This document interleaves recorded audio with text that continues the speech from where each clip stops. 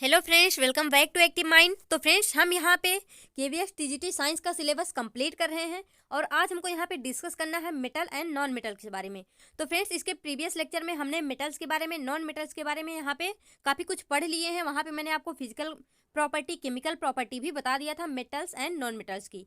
तो देखिए फ्रेंड्स, आज यहाँ पे हमको डिस्कस करना है मेटलर्जी। तो ये मेटलर्जी क्या है, इसके बारे में हम बाद में देखेंगे, लेकिन उससे पहले मैं आपको बता दूं, ये जो यहाँ पे ये दिया है, ये जो माइंड मैप की तरह दिया है, ये अभी आपको समझ में नहीं आएगा, तो इसे मैं अभी थोड़ा देर बाद इसको आके डिस्कस करूंगी। तो देखिए फ्रेंड्स, सबसे पहले यहाँ पे मेटलर्जी है क्या, यहाँ पे हम पढ़ेंगे तो मेटलर्जी, लेकिन उससे पहले हम ये जान ले कि मेटलर्जी है क्या। तो फ्रेंड्स, मेटलर्जी क्या होती है, जब भी हम मेटल्स को एक्सट्रैक्ट करते हैं। अब कहाँ से एक्सट्रैक्ट करते हैं? एक्सट्रैक्ट मीन्स उसको निकालना, मतलब कहीं से उसको निकालना। जब हम किसी चीज़ को उसको अलग करते हैं तो उसको हम क्या बोलते हैं? मेटलर्जी। तो ये मेटलर्जी मतलब उसको तो हम बाद में पढ़ेंगे, लेकिन सबसे पहले हम मेटल निकालेंगे कहाँ से? मैंने तो आपको बता दिया मेटलर्जी क्या है, एक्सट्रैक्शन ऑफ मेटल्स। लेकिन कहाँ से, मतलब उसको हम कहाँ से एक्सट्रैक्ट करेंगे? तो फ्रेंड्स, सबसे पहले यहाँ पे हमको ये पता होना चाहिए कि हमारा मेटल्स पाया कहाँ पे जाता है, तभी तो हम उसको निकाल पाएंगे। तो सबसे पहले यहाँ पे हम देखेंगे अकरेंस ऑफ मेटल्स। तो ऐसा तो है नहीं कि हमको मतलब पोटेशियम ऐसे भी कहीं मिल जाए कि चलो देखो उनके घर के पीछे जो है वहाँ पे गोल्ड पड़ा हुआ है, चलो उसको वहाँ से उठा लाते हैं, ऐसा तो कुछ है नहीं। यानी वो कहीं ना कहीं पे पाया जाता है, यानी हमारे अर्थ क्रस्ट के अंदर में पाया जाता है। तो यहाँ पे क्या है friends, metal are found to occur in nature either in free state और नेटिव स्टेट। यानी ये जो है या तो फ्री स्टेट में पाया जाता है, जिसको हम नेटिव स्टेट भी बोल देते हैं, यानी एज अ फ्री एलिमेंट, और इन द कंबाइंड स्टेट। यानी हमारे जो मेटल्स होते हैं वो या तो फ्री स्टेट में पाए जाएंगे या तो वो कंबाइंड स्टेट में पाए जाएंगे। That means in the form of there compound, यानी वो या तो अपने कंपाउंड के रूप में पाए जाएंगे या तो वो फ्री स्टेट में ही पाए जाएंगे। तो फ्रेंड्स, इसको आप याद रखना। सबसे पहले मेटल्स हमारे कहाँ पे पाए जाते हैं, मतलब किस किस फॉर्म में पाए जाते हैं? तो जो हमारे मेटल्स होते हैं ये या तो फ्री स्टेट में भी पाए जा सकते हैं या फिर कंबाइंड स्टेट में भी पाए जा सकते हैं। फ्री स्टेट को ही हम नेटिव स्टेट भी बोल देते हैं, इसको भी आप याद रखना। अब देखिए यहाँ पे एक्सट्रैक्शन ऑफ मेटल में इसको हम पढ़ेंगे, लेकिन सबसे पहले यहाँ पे देखिए sources and relative abundance of metals. तो ऐसा तो है नहीं कि हमको कहीं भी मेटल मिल जाए, मतलब हम कहीं भी वहाँ पे माइनिंग स्टार्ट कर दें और वहाँ से मेटल को निकाल दें, ऐसा तो है नहीं। यानी उसके लिए कुछ ना कुछ ऐसा कोई मेजर सोर्स होगा जहाँ पे हमारा मेटल्स पाया जाता होगा। तो अब यहाँ पे देखिए major source of metals whether in free state और कंबाइंड, यानी जो मेजर सोर्स है चाहे वो फ्री स्टेट में हो या फिर कंबाइंड स्टेट में, वो क्या होता है फ्रेंड्स? Earth crust. यानी जो हमारे मेटल्स का मेजर सोर्स है वो क्या है? Earth crust. सम मेटल्स जैसे हमारे sodium and potassium which form soluble salt like NaCl and MgCl2, यानी सोडियम क्लोराइड या फिर magnesium chloride found to occur in sea water. तो यहाँ पे हमने क्या देखा कि हमारे जो मेटल्स होते हैं वो अर्थ क्रस्ट में तो पाए जाते हैं, लेकिन कुछ ऐसे भी मेटल्स होते हैं जो कि सी वाटर में पाए जाते हैं। जैसा कि हमको पता है यहाँ पे हमारा सोडियम क्लोराइड, मैग्नीशियम क्लोराइड, ये क्या होते हैं? साल्ट। और हमारे साल्ट कहाँ से मिलते हैं? हमको सी वाटर से। तो ये कहाँ पे पाए जाते हैं? सोडियम और पोटेशियम सी वाटर से फ्रेंड्स हमको ये मिलते हैं in the form of their soluble salt, यानी उसमें वो साल्ट की तरह घुले रहते हैं। ऐसा नहीं है कि हम सी में जाएंगे और वहाँ से जो है सोडियम और पोटेशियम को इजीली निकाल के लेते आएंगे, ऐसा नहीं, वो उसमें घुले रहते हैं, यानी सोलुबल साल्ट के रूप में पाए जाते हैं। तो इसको आप याद रखना।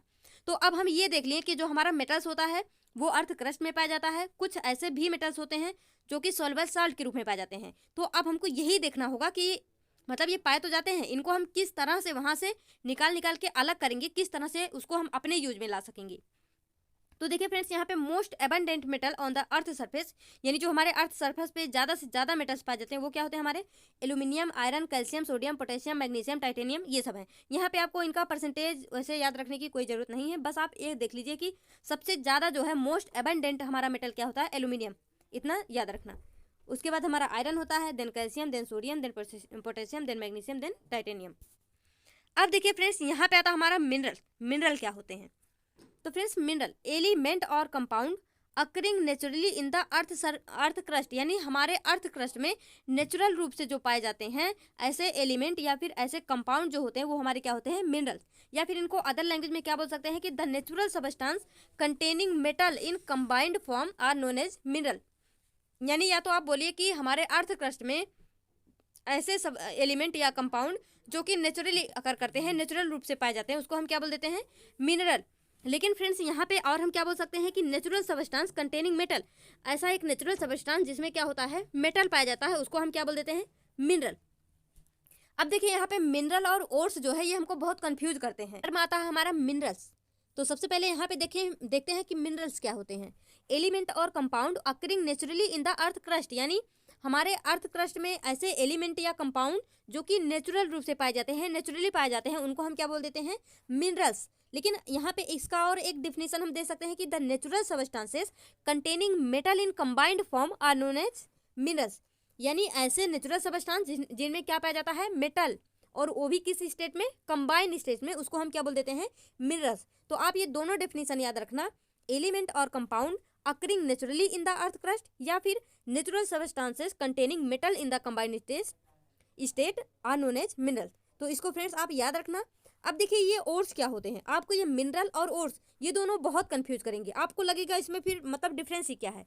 तो ध्यान से देखिए यहाँ पे क्या है, minerals that contain very high percentage of a particular metal. अब यहाँ पे एक मतलब यहाँ पे ऐसा कुछ भी नहीं था, यहाँ पे था कि ऐसे नेचुरल सबस्टांस जिनमें कि मेटल पाया जाता है जो कि कंबाइंड फॉर्म में होता है, लेकिन यहाँ पे क्या है, मिनरल्स ही होंगे। ओर्स क्या है, एक टाइप के मिनरल्स ही हैं, लेकिन इसमें इनको मतलब ओर्स क्यों कह दिया जाता है, अगर ये मिनरल हैं इनको मिनरल क्यों नहीं बोलते। जो हमारे ओर्स होते हैं फ्रेंड्स, उसमें कोई एक पर्टिकुलर मेटल पाया जाएगा, वो भी उसकी परसेंटेज जो होगी वो बहुत ही हाई होगी, वेरी हाई परसेंटेज उसकी होगी। जैसे हम देखते हैं कि बॉक्साइट से हमको क्या मिलता है, एल्यूमिनियम, जिंक ब्लेड से क्या मिलता है, जिंक। तो इस तरह से हम अभी मतलब इसको डिस्कस करेंगे, जो हमारे ओर्स होते हैं डिफरेंट हम मतलब कहाँ से किसको एक्सट्रैक्ट करते हैं, उनका जो है फॉर्म क्या होता है। लेकिन इसके पहले आप ये याद रखिए, जो हमारे मिनरल्स होते हैं इनमें मेटल पाया जाता है कंबाइंड फॉर्म में, लेकिन जो हमारे ओर्स होते हैं इसमें कोई एक पर्टिकुलर मेटल पाया जाएगा, वो भी बहुत ही हाई परसेंटेज में पाया जाएगा। तो फ्रेंड्स आई होप आपको इन दोनों में डिफरेंस समझ में आ गया होगा। अब यहाँ पे देखिए, metals can be extracted economically on a large scale, यानी जो हमारे ओर्स होते हैं, हम कभी भी मिनरल से जो है मेटल को अलग नहीं करेंगे, क्योंकि यहाँ पे ऐसा तो है नहीं कि कोई एक पर्टिकुलर मेटल हो और उसको हम मतलब इजीली एक्सट्रैक्ट कर सकें।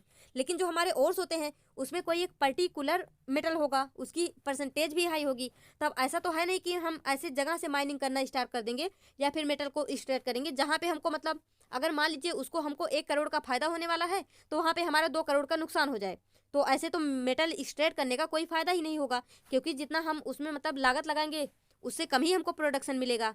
तो यही यहाँ पे बोला जा रहा है, जो कि इकोनॉमिकली लार्ज स्केल पे हम जिसका प्रोडक्शन कर सकें वो होता है हमारा मेटल, मतलब हम वहाँ पे ऐसे मेटल का एक्सट्रैक्शन करते हैं। तो फ्रेंड्स हमारा मिनरल क्या हो गया, जिसमें मेटल पाया जाता है कंबाइंड फॉर्म में। ओर्स क्या होते हैं, जिसमें हाई परसेंटेज होती है, वो भी किसी पर्टिकुलर मेटल की। अब यहाँ पे देखिए टाइप ऑफ ओर्स, यानी ओर्स जो भी हैं यहाँ पे ये 3 टाइप्स के कह सकते हैं हम, जैसे हमारा सल्फाइड और ऑर्सेनिकल ओर्स, ऑक्साइड ओर्स या फिर हैलाइड ओर्स। अब यहाँ पे देखिए हमारे सल्फाइड ओर्स में क्या क्या आ जाते हैं, यहाँ पे लेड है, हमारा जिंक है, गोल्ड है, मरकरी है, कॉपर है, आयरन है, निकिल है। यहाँ पे ऑक्साइड ओर्स में क्या आ जाते हैं, oxide, hydroxide, oxy acid salt, तो यहाँ पे ये सब आ जाते हैं। और जो हमारा हाइलाइड ओर्स होता है उसमें क्या क्या आता है, यहाँ पे silver, potassium, magnesium, sodium, aluminium etc. तो यहाँ पे हमारे ये सब क्या होते हैं, हाइलाइड ओर्स।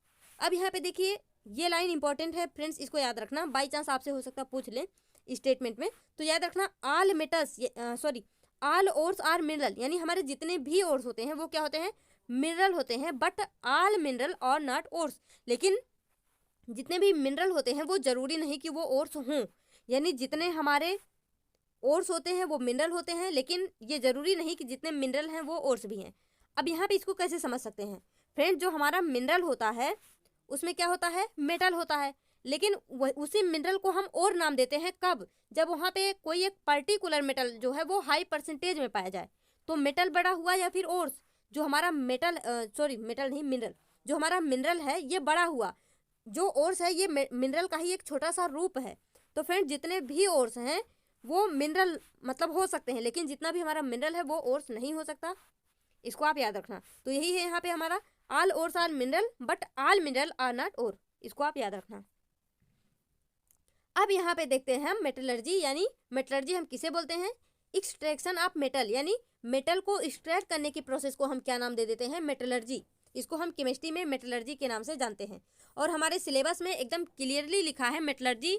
तो फ्रेंड्स मुझे तो लगता है यहाँ से पक्का क्वेश्चन बनेगा, क्योंकि ये जो है मतलब अच्छा टॉपिक है।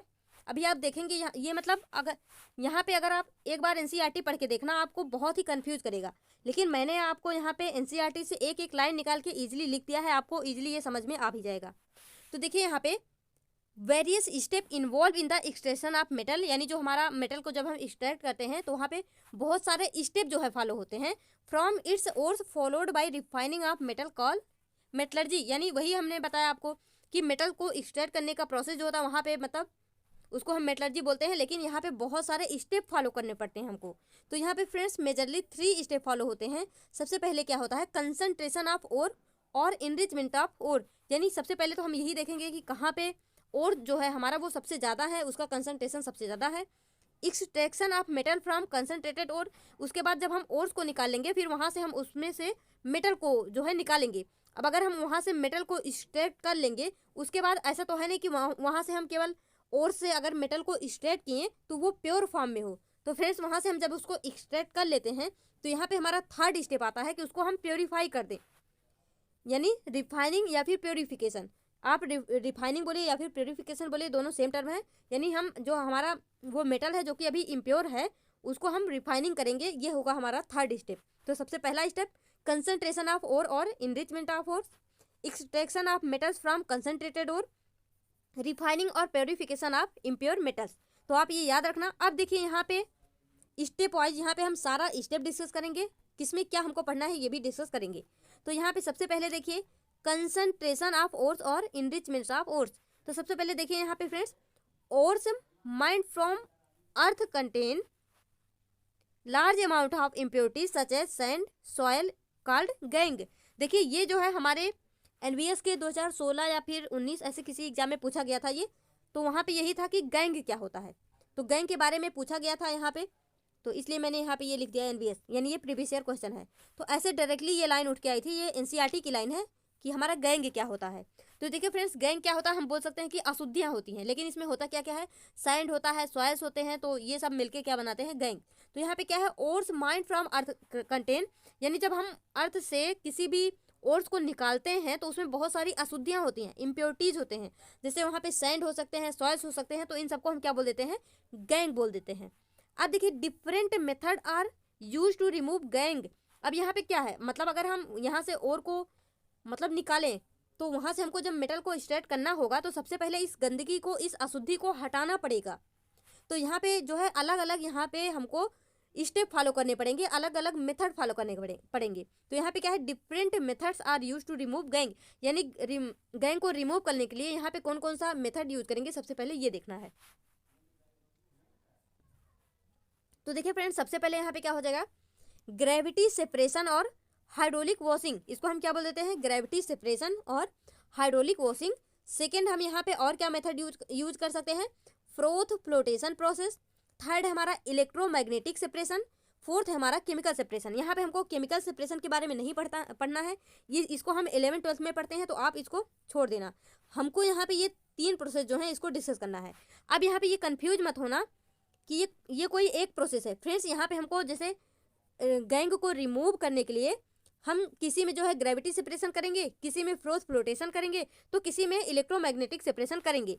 अब ये जो है आप यहाँ पे सबसे पहले ध्यान से देखना और ये देखना कौन सा प्रोसेस किसके लिए यूज हो रहा है, क्योंकि यहाँ पे आपसे पूछा जाएगा कि इलेक्ट्रोमैग्नेटिक सेपरेशन हम मतलब यहाँ पे कौन से मेटल हैं जहाँ से हम इलेक्ट्रोमैग्नेटिक सेपरेशन का यूज करेंगे गैंग को हटाने के लिए, या फिर ऐसा कौन सा मतलब यहाँ पे हम फ्रोथ फ्लोटेशन का यूज कब करते हैं। तो आपको इस तरह से घुमा के क्वेश्चन पूछे जाएंगे, इसलिए इसको आप ध्यान से देखते चलिए, अभी मैं आपको सब कुछ बता दूंगी। अब देखिए यहाँ पे सबसे पहले आता है फ्रेंड्स ग्रेविटी सेपरेशन, या फिर इसको हम क्या बोल देते हैं, हाइड्रोलिक वॉशिंग। यानी सिंपली जैसे मान लीजिए हम ओर्स को निकाल के लाएं, उसको धुल देना। जब हम उसको धुलेंगे, यहाँ पे देखिए आपसे क्वेश्चन कैसे बन सकता है, आपसे क्वेश्चन पूछ सकता है कि अगर ओर्स है इम्प्योरिटी है, और क्या है हमारे अयस्क इम्प्योरिटी है, यानी उसमें कुछ गंदगी है, अगर दोनों की डेंसिटी यहाँ पे अलग अलग होगी तो हमारा कौन सा यहाँ पे मेथड लगेगा, ग्रेविटी सेपरेशन या फिर हाइड्रोलिक वॉशिंग।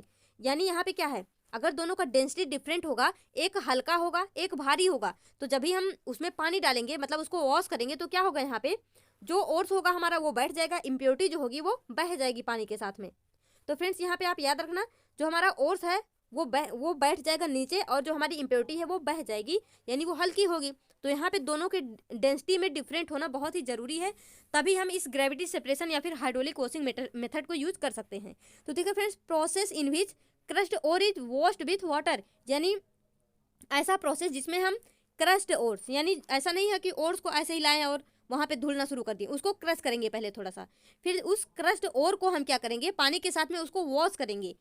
तो अब देखिए यहाँ पे लाइटर इम्प्योरिटी, जो हमारी इम्प्योरिटी है वो कैसी होगी, लाइटर होगी, यानी वो जो है हल्की होगी। वॉश्ड अवे, वो क्या हो जाती है, जब उसको हम धुलते हैं वो वॉश्ड अवे यानी दूर हट जाती है, उसमें से वो निकल जाती है।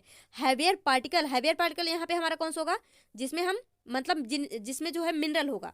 तो हैवियर पार्टिकल लीव बिहाइंड, यानी जो हमारा हैवियर पार्टिकल है, जो हमारा ओर्स है, वो क्या होगा, जो हमारा मिनरल है ओर्स है वो नीचे बैठ जाएगा, जो इम्प्योरिटी है वो बह जाएगी। तो इस तरह से जो है इम्प्योरिटी जब बह जाएगी तो हमारा जो यहाँ पे मिनरल है या ओर्स है वो हमको मिल जाएगा। इट्स कॉल्ड हाइड्रोलिक वॉशिंग, और इसी को हम क्या बोल देते हैं, हाइड्रोलिक वॉशिंग। तो यहाँ पे आपसे सिंपली यही पूछा जा सकता है कि अगर ओर्स और इम्प्योरिटी के डेंसिटी में डिफरेंट है तो हम कौन सा मेथड यूज करेंगे। तो फ्रेंड्स याद रखना, ग्रेविटी सेपरेशन या फिर इसी का नाम क्या है, हाइड्रोलिक वॉशिंग। अब यहाँ पे देखिए froth flotation process, froth flotation process, यहाँ पे आपको ये याद रखना है ये किसके लिए यूज होगा।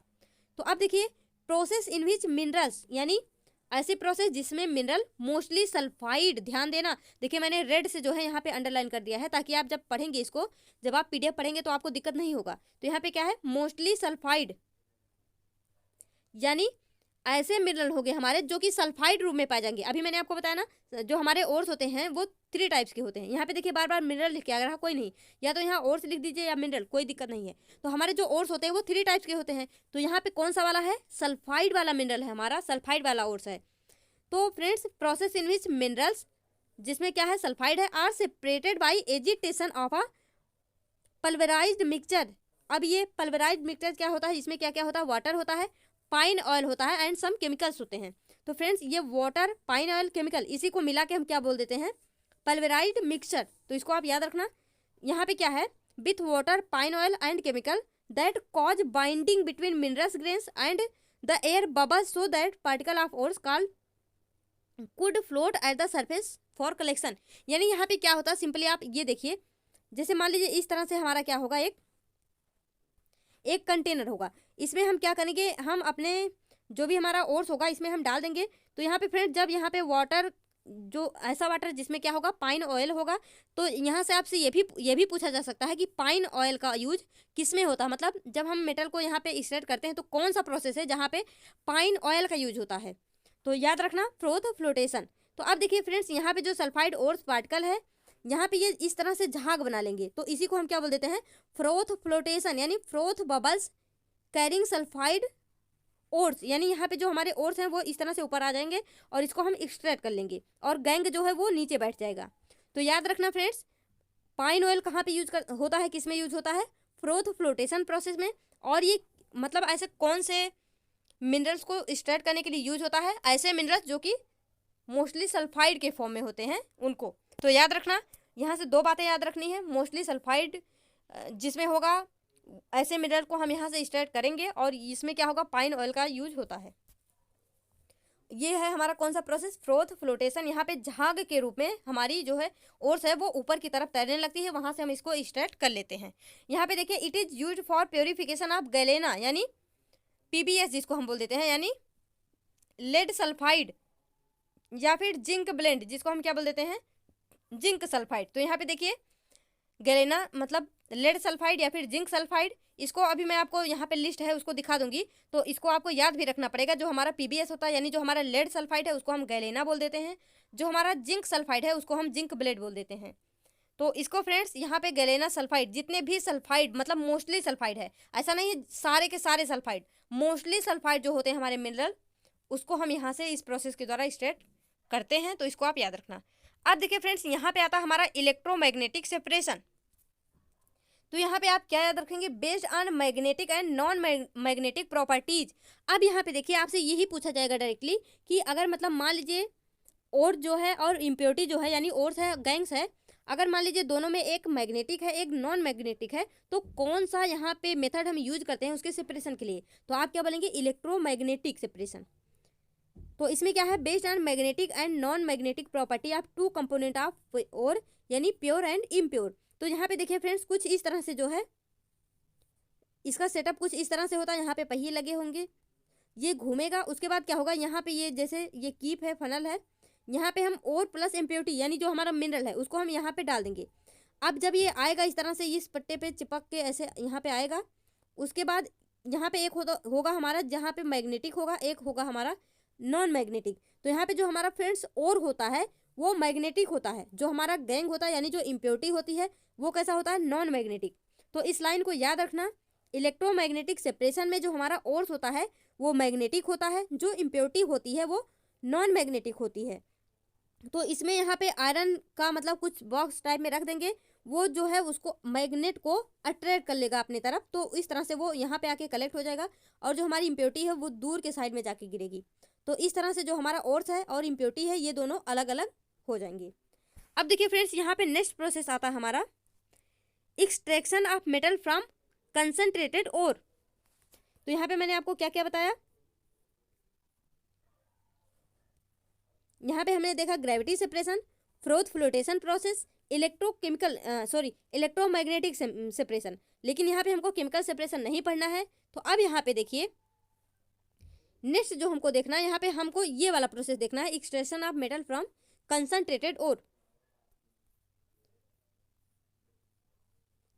तो अब देखिए friends, extraction of metal from concentrated ore यानी यहाँ पे देखिए क्या होता है, methods use for the extraction of the metal from the concentrated ores depend on reactivity of metals to extracted.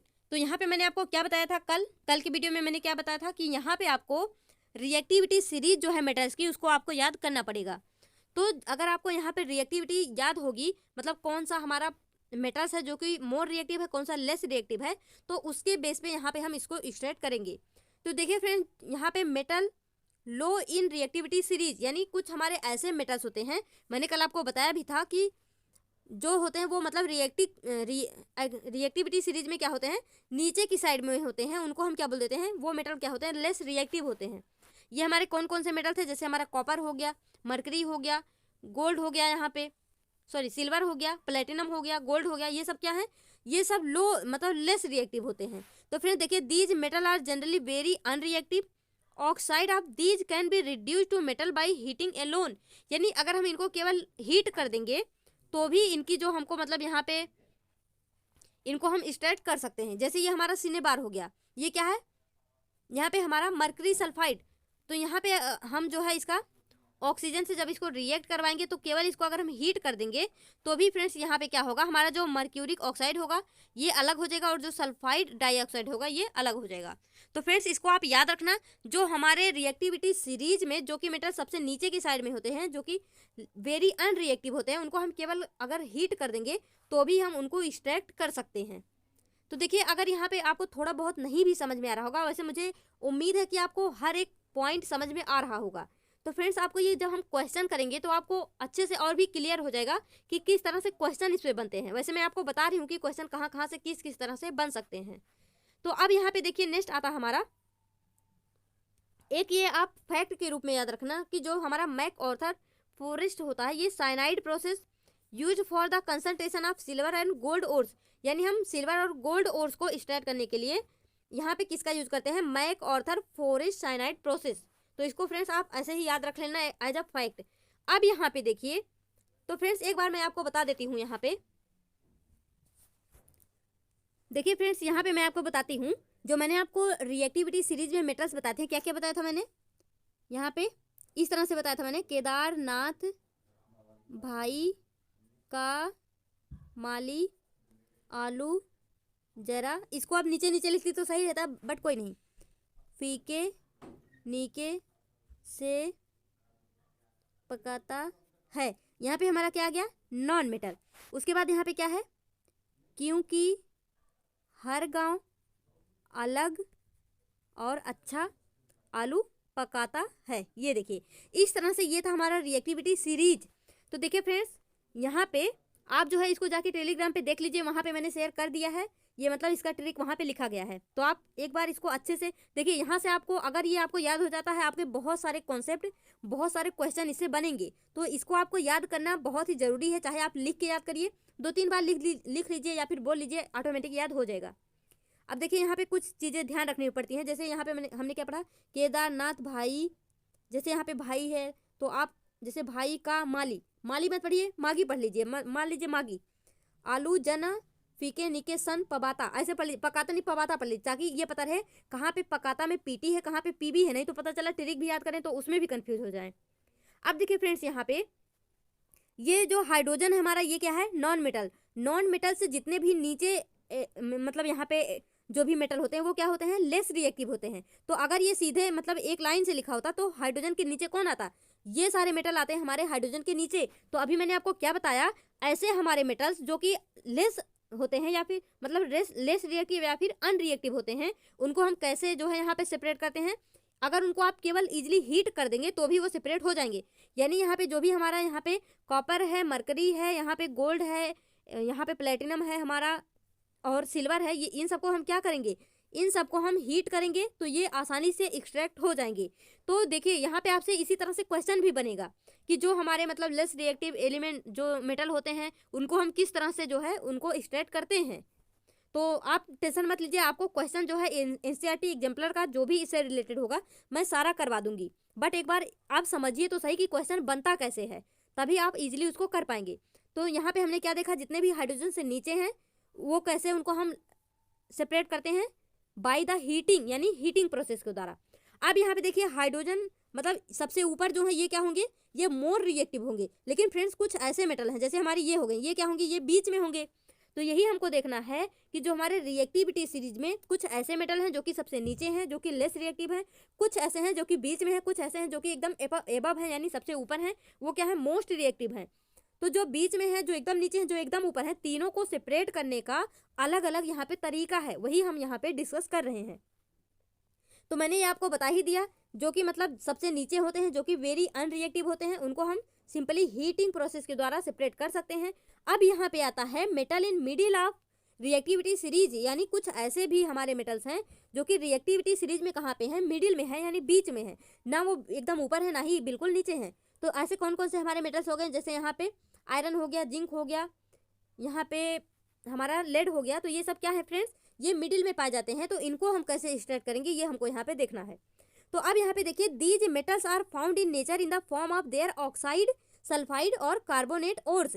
यानी जो हमारे यहाँ पे ये सारे मेटल्स हैं ये क्या करते हैं, ये मतलब अलग अलग स्टेट में पाए जाते हैं, ये मैंने आपको बताया ही। तो ये अपने किस किस फॉर्म में पाए जाते हैं, ऑक्साइड के रूप में, सल्फाइड के रूप में या फिर कार्बोनेट ओर्स के रूप में ये पाए जाते हैं। तो अब यहाँ पे देखिए, the sulphide and carbonate ores are first converted into oxide because is easy to extract और a metal from its oxide ores. देखिए आपको नहीं समझ आया, कोई नहीं। देखिए यहाँ पे ये बोला जा रहा है कि जो हमारे ऐसे मेटल्स जो कि रिएक्टिविटी सीरीज में बीच में पाए जाते हैं, तो उनको वो मतलब किस किस स्टेट में पाए जा सकते हैं, वो अपने ऑक्साइड के स्टेट में पाए जा सकते हैं या फिर सल्फाइड के या फिर कार्बोनेट ओर्स के रूप में पाए जा सकते हैं। लेकिन फ्रेंड्स ये जो मतलब यहाँ पे सल्फाइड, ऑक्साइड इन सब रूपों में पाए जाते हैं, तो इनको एक्सट्रैक्ट करने के लिए क्या करना पड़ता है, सबसे पहले हमको एक प्रोसेस करनी पड़ती है कि जो ये सल्फाइड ओर्स हैं या फिर जो कार्बोनेट ओर्स हैं, इनको सबसे पहले कन्वर्ट करना पड़ता है ऑक्साइड के रूप में। यानी जो ऑक्साइड के रूप में ऑलरेडी हैं उनके लिए कोई दिक्कत नहीं है, लेकिन जो ऐसे हमारे मेटल्स जो कि सल्फाइड ओर्स के रूप में या फिर कार्बोनेट ओर्स के रूप में पाए जाएंगे, उनको सेपरेट करने के लिए सबसे पहले इस सल्फाइड को या फिर कार्बोनेट को ऑक्साइड में चेंज करना पड़ेगा। क्यों ऐसा हम क्यों करें, क्यों नहीं हम डायरेक्ट सल्फाइड से उसको एक्सट्रैक्ट कर लें। तो फ्रेंड्स यहाँ पे ऑक्साइड से मेटल को एक्सट्रैक्ट करना बहुत ही ईजी होता है। तो हम क्या करेंगे, मतलब हम ऐसा काम थोड़े ना करेंगे जिसमें बहुत मेहनत लगे, मतलब करेंगे अगर जो जरूरत पड़ेगा, लेकिन अगर हमको ये पता है कि ऑक्साइड से हम इजीली मेटल को एक्सट्रैक्ट कर सकते हैं, तो यहाँ पे हम क्यों वहाँ से मतलब ज़्यादा रिस्क लें यहाँ पे कि सल्फाइड से करेंगे, कार्बोनेट से करेंगे। तो सबसे पहले हमको सल्फाइड और कार्बोनेट ओर्स को ऑक्साइड में चेंज करना पड़ेगा। क्यों, क्योंकि हमको ऑक्साइड से हम और को ईजिली यहाँ से एक्सट्रैक्ट कर सकते हैं। तो अब देखिए फ्रेंड्स, यहाँ पे हम इसको एक्सट्रैक्ट तो कर लेंगे ऑक्साइड के फॉर्म में, लेकिन अब यहाँ से हमारा आता है दो प्रोसेस, एक हमारा रोस्टिंग, एक होता है कैल्सिनेशन। तो यहाँ पे मैंने क्या बताया, जो ऐसे मेटल जो कि हमारे रिएक्टिविटी सीरीज में बीच में पाए जाएंगे, तो उसमें वो किस किस फॉर्म में होते हैं, ऑक्साइड के फॉर्म में, सल्फाइड के फॉर्म में, कार्बोनेट के फॉर्म में। तब अब यहाँ पे देखिए रोस्टिंग क्या होता है, कैल्सिनेशन क्या होता है, process of converting sulphide ore into oxide by heating strongly below its melting point in presence of excess of air. लेकिन अब यहाँ पे क्या है, जो हमारा रोस्टिंग होता है वो किसके ओर्स को कन्वर्ट करने के लिए, यानी जो हमारा रोस्टिंग और कैल्सिनेशन है ये वही है कि हमारा जो सल्फाइड है और कार्बोनेट है इसको ऑक्साइड में चेंज करने के लिए हम रोस्टिंग या फिर कैल्सिनेशन करते हैं। अगर हमको सल्फाइड के ओर को ऑक्साइड में चेंज करना है तो हम यहाँ पे रोस्टिंग करेंगे, अगर हमको यहाँ पे कार्बोनेट के ओर्स को ऑक्साइड में चेंज करना है तो हम यहाँ पे क्या करते हैं, कैल्सिनेशन करते हैं। तो फ्रेंड्स याद रखना, रोस्टिंग किसके लिए यूज होता है, सल्फाइड ओर को ऑक्साइड में चेंज करने के लिए। हम यहाँ पे सल्फाइड और कार्बोनेट दोनों को ही ऑक्साइड में चेंज करेंगे, लेकिन दोनों को ऑक्साइड में चेंज करने के लिए यहाँ पे हमको दो प्रोसेस करना पड़ेगा। अगर सल्फाइड होगा तो उसके लिए रोस्टिंग करनी पड़ेगी, अगर कार्बोनेट होगा तो उसके लिए कैल्सिनेशन करना पड़ेगा। तो यहाँ पे रोस्टिंग और कैल्सिनेशन में ये डिफरेंस है। तो यहाँ पे देखिए, जो हमारा रोस्टिंग होता है यहाँ पे हमको in the presence of air, excess air, यानी यहाँ पे हमको जो है एयर की जरूरत होगी, ये ऑक्सीजन की जो है यहाँ पे ऑक्सीजन के प्रेजेंस में होगी रोस्टिंग। लेकिन जो हमारा कैल्सिनेशन होता है फ्रेंड्स, ये जो है in the absence of oxygen, यानी यहाँ पे ऑक्सीजन नहीं होगा तब हमारा कैल्सिनेशन होगा, यानी हमारा calcination in the absence of oxygen ये होता है। Process of converting carbonate ores into oxide by heating strongly, लेकिन यहाँ पे हमको क्या करना पड़ता है, इसको हीट करना पड़ता है, यानी बहुत ज़्यादा हीट देना पड़ता है। तब जैसे यहाँ पे देखिए हमारा जो जिंक सल्फाइड था, अगर हम इसको जो है ऑक्साइड में चेंज करेंगे तो यहाँ पे हम यहाँ पे O2 से इसको रिएक्ट करवा देंगे। लेकिन अगर हमको जिंक, यहाँ पे क्या है हमारा कैलामाइन है, जैसे जिंक कार्बोनेट है, अगर इसको जिंक ऑक्साइड में चेंज करना है तो क्या करेंगे, ओनली हीट कर देंगे, यहाँ पे एयर की कोई भी जरूरत नहीं पड़ती है। तो आई होप फ्रेंड्स आपको समझ में आ गया होगा। तो मैंने आपको क्या बताया, रिएक्टिविटी सीरीज में जो मेटल बिल्कुल नीचे होते हैं उनको हम क्या करते हैं, जनरली केवल हीट कर देंगे, वो एक्सट्रैक्ट हो जाएंगे, सेपरेट हो जाएंगे। ऐसे मेटल जो कि रिएक्टिविटी सीरीज में बीचों बीच पाए जाते हैं, बीच में पाए जाते हैं, वो बहुत ज़्यादा लेस रिएक्टिव भी नहीं है, बहुत ज़्यादा हाई रिएक्टिव भी नहीं है, मॉडरेट है। तो वो किस किस रूप में पाए जा सकते हैं, ऑक्साइड के रूप में, सल्फाइड के रूप में, कार्बोनेट के रूप में। जो हमारा ऑक्साइड होता है उसको हम इजीली वहाँ से एक्सट्रैक्ट कर सकते हैं मेटल को। तो हमारा जो सल्फाइड होता है और जो कार्बोनेट होता है उसको भी हम सबसे पहले ऑक्साइड में चेंज करेंगे। तो यहाँ पे हम ऑक्साइड में इसको चेंज करेंगे। यहाँ पे दो प्रोसेस हमको करना पड़ेगा, एक तो रोस्टिंग, एक तो कैल्सिनेशन। अगर हमको सल्फाइड के ओर को ऑक्साइड में चेंज करना है फिर तो हम रोस्टिंग करेंगे, अगर यहाँ पे कार्बोनेट को ओर को जो है ऑक्साइड में चेंज करना है फिर तो हम कैल्सिनेशन करेंगे। तो देखिए इसमें आप कंफ्यूज ना है, इसके लिए आप क्या कर सकते हैं, यहाँ पे देखिए क्या है, कार्बोनेट, अगर कार्बोनेट के ऑक्साइड को चेंज करना है तो यहाँ पे क्या हम याद रखेंगे, कैल्सिनेशन। यहाँ पर भी क्या है, Ca, यहाँ पर भी क्या है, Ca याद रख लेना। कैल्सिनेशन किस में यूज होगा, कार्बोनेट ओर को एक्सट्रैक्ट करने के लिए। उसके बाद आपको रोस्टिंग ऑटोमेटिक याद ही हो जाएगा, रोस्टिंग जो है वो सल्फाइड में यूज हो जाएगा। तो फ्रेंड्स कंफ्यूज मत होना, कैल्सिनेशन, कार्बोनेट, देखिए दोनों में स्टार्टिंग में क्या है, Ca। तो इस तरह से याद कर लेना कि कार्बोनेट ओर्स को ऑक्साइड में चेंज करने के लिए कैल्सिनेशन का यूज होता है। अब देखिए friends, reduction of metal oxide to metal. अब यहाँ पे देखिए मैंने अभी आपको जो प्रोसेस यहाँ पे बताया, ये एक सेकेंड,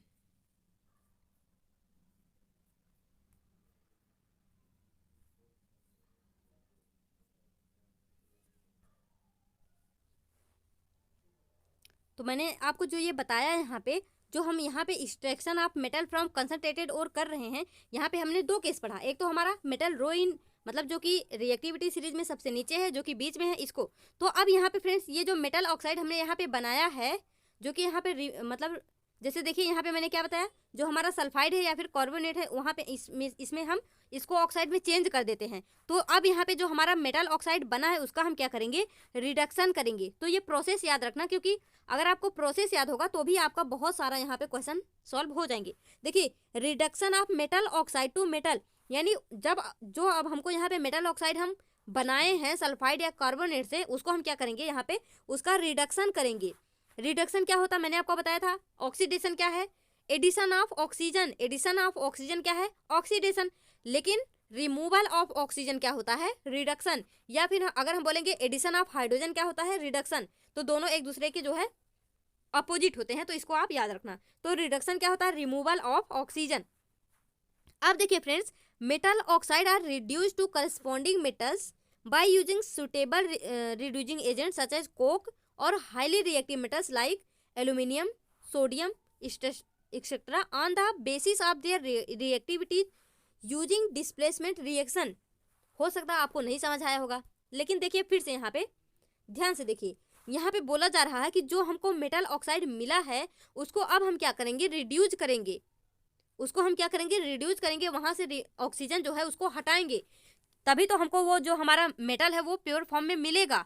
तो वहाँ से हमको यहाँ जो अभी हम इसको केवल ऑक्साइड में चेंज किए हैं, तो ऑक्साइड से हम क्या कर सकते हैं फ्रेंड्स, यहाँ पे या तो हाईली रिएक्टिव मेटल से इसका रिएक्शन करवा दें, या फिर यहाँ से कुछ ऐसे रिड्यूसिंग एजेंट होते हैं जैसे हमारा कोक हो गया, इनसे इनका रिएक्शन करवा देंगे तो हमारा मेटल जो है वो हमको ईजिली मिल जाएगा। तो यहाँ पे हम क्या पढ़े हैं, हमको मेटल ही तो पाना है लास्ट में।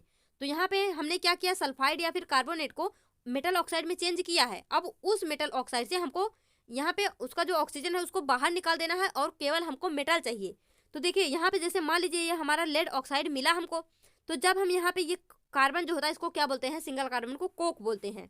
तो इससे जब इसका रिएक्ट करवाएंगे तो यहाँ पे क्या होगा, जो हमारा लेड है वो क्या हो जाएगा फ्रेंड्स, हमको मिल जाएगा। लेड हमारा क्या है, मेटल है, तो हमको मेटल ही तो चाहिए, मेटल में हमको कोई मिलावट नहीं चाहिए, हमको ओनली मेटल चाहिए। तो मेटल का एक्सट्रैक्शन ही हम यहाँ पे पढ़े हैं, यही हमारी क्या होती है, मेटलर्जी। तो हमको यहाँ पे क्या मिल गया, लेड मिल गया। अब देखिए फ्रेंड्स, यहाँ से आप याद रखना, अभी इस बार जो एनबीएस का पेपर हुआ था उसमें भी ये पूछा गया था कि थर्माइट रिएक्शन होते क्या हैं, थर्माइट रिएक्शन क्या है, ये अभी पूछा गया था। अगर आपको बिलीव ना हो तो आप जाइए टेलीग्राम चैनल पे, वहाँ पे एनबीएस का प्रीवियस ईयर जो मैंने आपको दिया है वहाँ पे ढूंढिए, वहाँ पे आपको मिल जाएगा थर्माइट रिएक्शन क्या होता है। तो चलिए देख लेते हैं यहाँ पे थर्माइट रिएक्शन क्या है।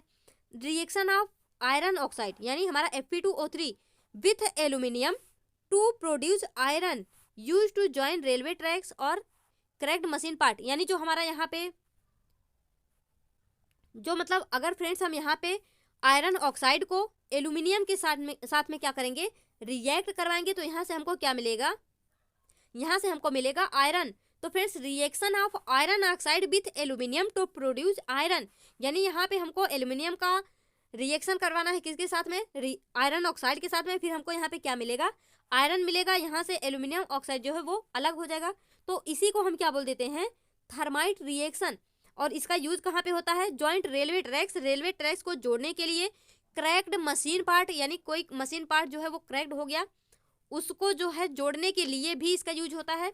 This process is called thermite welding, इसको हम क्या बोल देते हैं, थर्माइट वेल्डिंग। वेल्डिंग आप लोगों को पता ही होगा, मतलब वेल्डिंग क्या होता है, किसी भी दो पार्ट को जोड़ देना, यानी वेल्डिंग, वेल्ड कर देना। अक्सर हम साइकिल वगैरह में वेल्डिंग करवाते हैं। तो फ्रेंड्स यहाँ पे क्या हो गया, थर्माइट वेल्डिंग। तो यही हमसे यहाँ पे पूछा गया था कि थर्माइट रिएक्शन क्या है। तो वहाँ पे ऑप्शन में शायद यही दिया था, मतलब 3 ऑप्शन तो गलत देंगे ही देंगे, लेकिन उसमें से एक ये भी था कि reaction of iron oxide with aluminium to produce iron, तो आपको यही वहाँ पे बताना था। तो देखिए यहाँ पे आगे अब देखते हैं, the reduction of metal oxide to metal using aluminium as the reducing agent is called एल्यूमिनोथर्मी।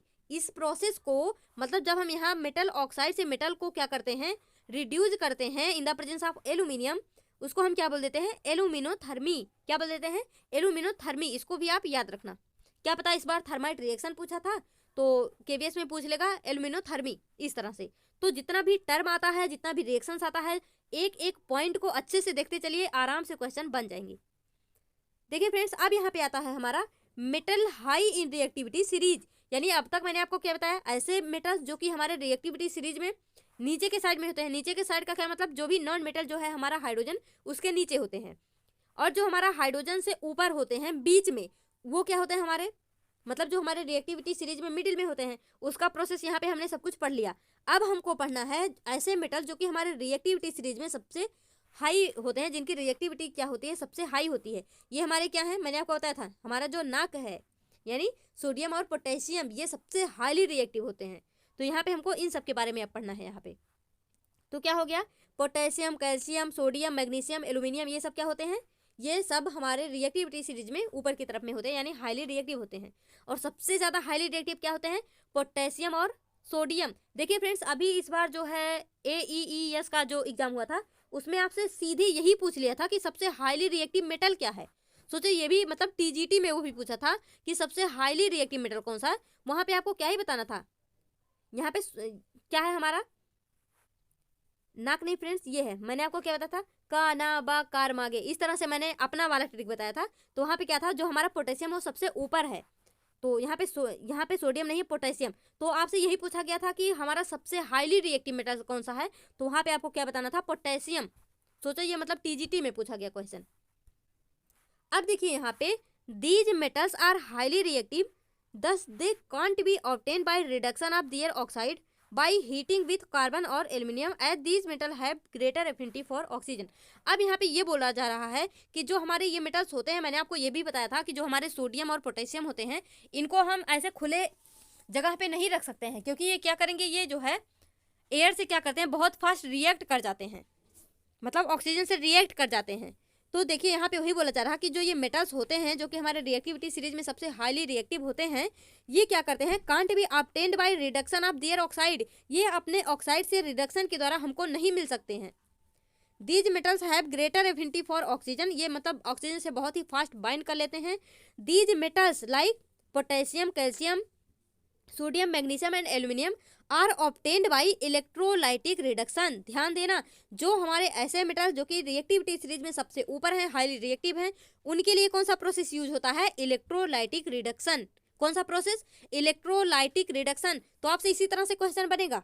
अब यहाँ पे देखिए, these metals are generally obtained by electrolysis of their molten chloride. तो ये अपने जो है मोल्टेन क्लोराइड से इसको हम एक्सट्रैक्ट करते हैं, किस प्रोसेस के द्वारा, इलेक्ट्रोलिसिस के द्वारा।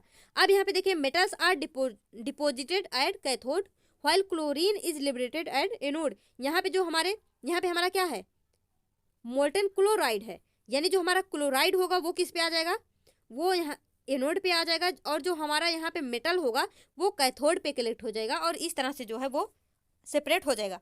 अब यहाँ पे देखिए friends, sodium is extracted bye electrolysis of fused NaCl containing calcium chloride. तो इसको आप याद रखना। अब यहाँ पे देखिए, जैसे ये हमारा है सोडियम क्लोराइड, तो इसको जब हम एक्सट्रैक्ट करेंगे इस तरह से, ये जो हमारा सोडियम है और ये जो हमारा कैल्शियम है, कैल्शियम किस पे आ जाएगा, एनोड पे, और जो हमारा सोडियम है वो किस पे चला जाएगा, कैथोड पे। तो इस तरह से इसको हम एक्सट्रैक्ट कर लेंगे। अब यहाँ पे देखिए, मैंने आपको क्या बोला, जो भी हम मेटल यहाँ से इस तरह से प्राप्त करेंगे वो क्या होंगे, वो शुद्ध नहीं होंगे, वो इम्प्योर होंगे। लास्ट में मैंने आपको बताया था कि वहाँ पे हमको एक प्रोसेस करनी पड़ती है जिसको हम क्या बोलते हैं, रिफाइनिंग या फिर प्योरीफिकेशन, यानी ये लास्ट स्टेप होता है। अब हमको जो मेटल्स मिले हैं उनको हम क्या करेंगे, वो अभी भी थोड़ा बहुत इम्प्योर फॉर्म में होंगे, उनको प्योर बनाएंगे। तो प्योर, जब हम उस मेटल को प्योर बनाते हैं, यानी उस प्योरीफिकेशन या फिर उसी को क्या बोल देते हैं, रिफाइनिंग। तो friends, process of purifying the impure या फिर crude metal obtained by the various prediction process contain impurities, यानी यहाँ पे बहुत सारे इम्प्योरिटीज होते हैं, उनको क्या करते हैं, हम प्योरीफाई करते हैं। Most widely used method for refining impure metal is like electrolytic refining, यानी यहाँ पे आपसे यही बोला जा रहा है कि इसको जो है प्योर बनाने के लिए, यानी इसके प्योरीफिकेशन में सबसे अच्छा जो प्रोसेस होता है वो क्या होता है, इलेक्ट्रोलाइटिक रिफाइनिंग होता है। तो ये आप याद रखना। अब ये इलेक्ट्रोलाइटिक रिफाइनिंग क्या है, मीन्स रिफाइनिंग बाय इलेक्ट्रोलिसिस, यानी इलेक्ट्रोलिटिक रिफाइनिंग क्या हो जाएगा, ऐसा रिफाइनिंग जिसमें हम क्या करेंगे, इलेक्ट्रोलिसिस का यूज करेंगे। मेनी मेटल्स लाइक, यहाँ पे क्या हो जाएगा, हमारा कॉपर हो जाएगा, टिन हो जाएगा, निकल हो जाएगा, और हमारा यहाँ पे सिल्वर हो जाएगा, गोल्ड हो जाएगा, क्रोनियम, जिंक, एल्यूमिनियम, लेड, ये सब क्या है, इनको हम प्योरीफाई करते हैं किस प्रोसेस के द्वारा, इलेक्ट्रोलिसिस के द्वारा। तो फ्रेंड्स, इसको भी आप याद रखना। तो इस तरह से यहाँ पे जो हमारा मेटलर्जी है वो क्या होता है, समाप्त होता है। अब यहाँ पे हमको डिस्कस करना है, how do metals and non metal react. यहाँ पे हमको ये देखना है कि जो हमारे मेटल, तो हमने कल यहाँ पे पढ़ा था कि हमारे जो मेटल है और नॉन मेटल है उनका रिएक्शन O2 के साथ, यहाँ पे H2O के साथ यानी वाटर के साथ, डाइल्यूट एसिड के साथ, तो ये सब हम जो है डिस्कस कर चुके हैं। लेकिन अब हमको यहाँ पे ये देखना है, ऐसा भी तो हो सकता है कि हमारे मेटल और नॉन मेटल ही रिएक्ट कर जाएँ आपस में। तो यहाँ पे क्या है, यहाँ पे देखिए, how do metal and non metal react, यहाँ पे हमको यही डिस्कस करना है। तो देखिए friends, when metals react with non metals they form ionic compound, यानी जब भी हमारे मेटल और नॉन मेटल रिएक्ट होंगे तो यहाँ पे क्या होता है, आयनिक कंपाउंड फॉर्म होता है। जैसे हमारा सोडियम क्या होता है, मेटल, लेकिन जो हमारा क्लोरीन होता है वो क्या होता है, नॉन मेटल। तो जो दोनों जब रिएक्ट करेंगे तो यहाँ पे क्या होता है, पॉजिटिव एंड निगेटिव, तो ये दोनों क्या होता है, यहाँ पे आयनिक कंपाउंड फॉर्म होता है। अभी के लिए आप इतना याद रखिए। विच कंटेन आयनिक बॉन्ड, यानी जब आयनिक कंपाउंड बनेंगे तो वहाँ पे जो बॉन्ड फॉर्म होगा वहाँ वो कौन सा बॉन्ड होगा, ionic bond. On the other hand when non metal react with other non metal they form covalent compound, यानी यहाँ पे हमने क्या देखा, अगर मेटल और नॉन मेटल रिएक्ट करेंगे तो क्या बनाएंगे, आयनिक कंपाउंड। लेकिन फ्रेंड्स, अगर हमारे नॉन मेटल और नॉन मेटल रिएक्ट करेंगे तो यहाँ पे क्या बनेगा, कोवैलेंट कंपाउंड। जैसे हम यहाँ पे देखते हैं, कार्बन है हमारा और हाइड्रोजन, ये दोनों क्या होते हैं, दोनों ही नॉन मेटल होते हैं। तो अगर हमारा यहाँ पे कार्बन और हाइड्रोजन जो है रिएक्ट करेंगे तो यहाँ पे मतलब CH4, ये जो हमारा CH4 होता है ये क्या होता है, कोवैलेंट कंपाउंड। तो ये भी जो है मुझे क्वेश्चन नहीं एग्जैक्टली ध्यान आ रहा, लेकिन ये शायद मतलब आयनिक कंपाउंड से रिलेटेड भी क्वेश्चन आपसे NBS में इस बार पूछा गया था कि वहाँ पे मतलब हमको बताना था, 4 जो है कंपाउंड दिए थे उसमें से हमको ये बताना था कौन सा आयनिक है कौन सा कोवैलेंट, ऐसा कुछ बताना था। तो देखिए फ्रेंड्स, क्वेश्चन कहीं से भी बन सकता है, आप इजीली इसको देखते चलिए। तो मैंने क्या बताया, अगर मेटल और नॉन मेटल रिएक्ट करेंगे तो क्या बनेगा, आयनिक कंपाउंड। लेकिन अगर यहाँ पे नॉन मेटल रिएक्ट करेंगे तो क्या बनेगा, कोवैलेंट कंपाउंड। अगर कोवैलेंट कंपाउंड बनेगा तो कोवैलेंट बॉन्ड भी बनेगा उनके बीच में। अब यहाँ पे देखिए कॉज ऑफ केमिकल बाइंडिंग और केमिकल कॉम्बिनेशन, यानी यहाँ पे जो ये बाइंडिंग बन रही है ये सब, ये किसकी वजह से हो रहा है, इसका कारण क्या है। तो friend, the atom combined with one another to achieve the inert gas electron arrangement and become more stable. यानी यहाँ पे फ्रेंड्स हर कोई अपने लाइफ में जो है वो स्टेबल होना चाहता है। तो इसी तरह से हमारे मेटल्स होते हैं, नॉन मेटल्स होते हैं, ये भी क्या होना चाहते हैं, स्टेबल होना चाहते हैं। किस तरह से, जैसे हमारे इनर्ट गैस होते हैं, हमारे इनर्ट गैस जो होते हैं वो पीरियोडिक टेबल में 18 ग्रुप में जो है वो प्लेस्ड होते हैं। उसमें हमारा क्या होता है, ही मैन ने अर्ज कर जेनी को रोना सिखाया, इस तरह से। तो ये हमारा क्या होता है, ये सब हमारे क्या होते हैं, इनर्ट गैसेस होते हैं जो कि हमारे 18 ग्रुप में प्लेस्ड होते हैं। तो फिर से वही बोला जा रहा है कि हमारे जितने भी एटम होते हैं, जितने भी मेटल होते हैं या फिर नॉन मेटल होते हैं, ये सब क्या करते हैं, ये जो है स्टेबिलिटी को अचीव करना चाहते हैं, ये स्टेबल होना चाहते हैं। जैसे हमारा जो सोडियम होता है, जब हम यहाँ पे इसका क्लासिफिकेशन देखेंगे तो यहाँ पे क्या होता है 281, ये इसका क्लासिफिकेशन होता है। जो हमारा क्लोरीन होता है इसका क्लासिफिकेशन क्या होता है 2, 8 और यहाँ पे 7, ये होता है हमारे क्लोरीन का क्लासिफिकेशन। और जो सोडियम का क्लासिफिकेशन है वो होता है 281। अब यहाँ पे देखिए फ्रेंड्स, यहाँ पे मतलब इनर्ट गैस क्या होते हैं, उनकी जो यहाँ पे मतलब उनका जो स्टेबिलिटी होता है वो होता है 8 पे, यानी इनके आउटर मोस्ट सेल में कितने इलेक्ट्रॉन होंगे, 8 होंगे। तो फ्रेंड्स ऐसे एलिमेंट जिनके आउटर मोस्ट सेल में क्या है 8 इलेक्ट्रॉन है, वो क्या होते हैं, स्टेबल होते हैं। उनको हम क्या बोल देते हैं, इनर्ट गैस बोल देते हैं। जैसे हमारा मान लीजिए यहाँ पे नियॉन ले लीजिए, ये क्या होता है, इनर्ट गैस। तो यहाँ पे क्या हो जाएगा, इसका 2, 8 नियॉन क्या होता है, फ्लोरीन नियॉन, यानी इसका जो एटॉमिक नंबर है वो 10 है। तो यहाँ पे 2, 8। अब यहाँ पे देखिए इसके आउटर मोस्ट सेल में कितने इलेक्ट्रॉन है, 8। तो ये क्या है, ये स्टेबल है। लेकिन यहाँ पे हमारा जो सोडियम है इसके आउटर मोस्ट सेल में क्या है, 1 इलेक्ट्रॉन है। जो क्लोरीन है इसके आउटर मोस्ट सेल में कितने इलेक्ट्रॉन है, 7 इलेक्ट्रॉन है। तो फ्रेंड्स अब यहाँ से ये कब स्टेबल होगा, जब इसको 1 इलेक्ट्रॉन और मिल जाए, तभी तो यहाँ पे 8 होगा। जब इसको 1 इलेक्ट्रॉन और मिलेंगे तो ये 8 हो जाएगा, यानी ये स्टेबल हो जाएगा। और हमारा सोडियम कब स्टेबल होगा, जब इसको या तो 7 इलेक्ट्रॉन और मिल जाए, या फिर ये जो इसके पास 1 इलेक्ट्रॉन है इसको ये दे दे किसी को, तो फिर इसके पास क्या बचेंगे, 8 इलेक्ट्रॉन, फिर ये स्टेबल हो जाएगा। स्टेबल होने का मतलब ये है फ्रेंड्स कि वो किसी से अब रिएक्ट नहीं करेंगे, यानी वो बस अपने लाइफ में उनको जो भी करना था कर चुके हैं, वो स्टेबल हो चुके हैं, अब उनको कुछ और नहीं करना है। तो अब यहाँ पे देखिए क्लोरीन और सोडियम जो होते हैं, अपने आप को स्टेबल करने के लिए क्लोरीन क्या बोलेगा कि एने भाई जो तुम्हारे पास ये 1 इलेक्ट्रॉन है ये हमको दे दो। जब ये सोडियम से 1 इलेक्ट्रॉन ले लेगा तो फ्रेंड्स ये जो 7 है ये कितना हो जाएगा, 8। और यहाँ से ये 1 इलेक्ट्रॉन चला गया तो इसके पास कितना बचा, आउटर मोस्ट में 8। तो अब देखिए यहाँ पे जो सोडियम है इसके पास भी कितने इलेक्ट्रॉन बचे, आउटर मोस्ट सेल में 8। जो क्लोरीन है इसके पास भी कितने इलेक्ट्रॉन बचे, 8। तो फ्रेंड्स क्या हो गया, यहाँ से हमारा सोडियम भी जो है स्टेबल हो गया, हमारा क्लोरीन भी स्टेबल हो गया। और स्टेबिलिटी जैसे देखिए 2, 8, ये मतलब नियॉन के जैसे यहाँ पे इनकी स्टेबिलिटी हो गई, यानी ये इनर्ट गैस की तरह हो गए यहाँ पे।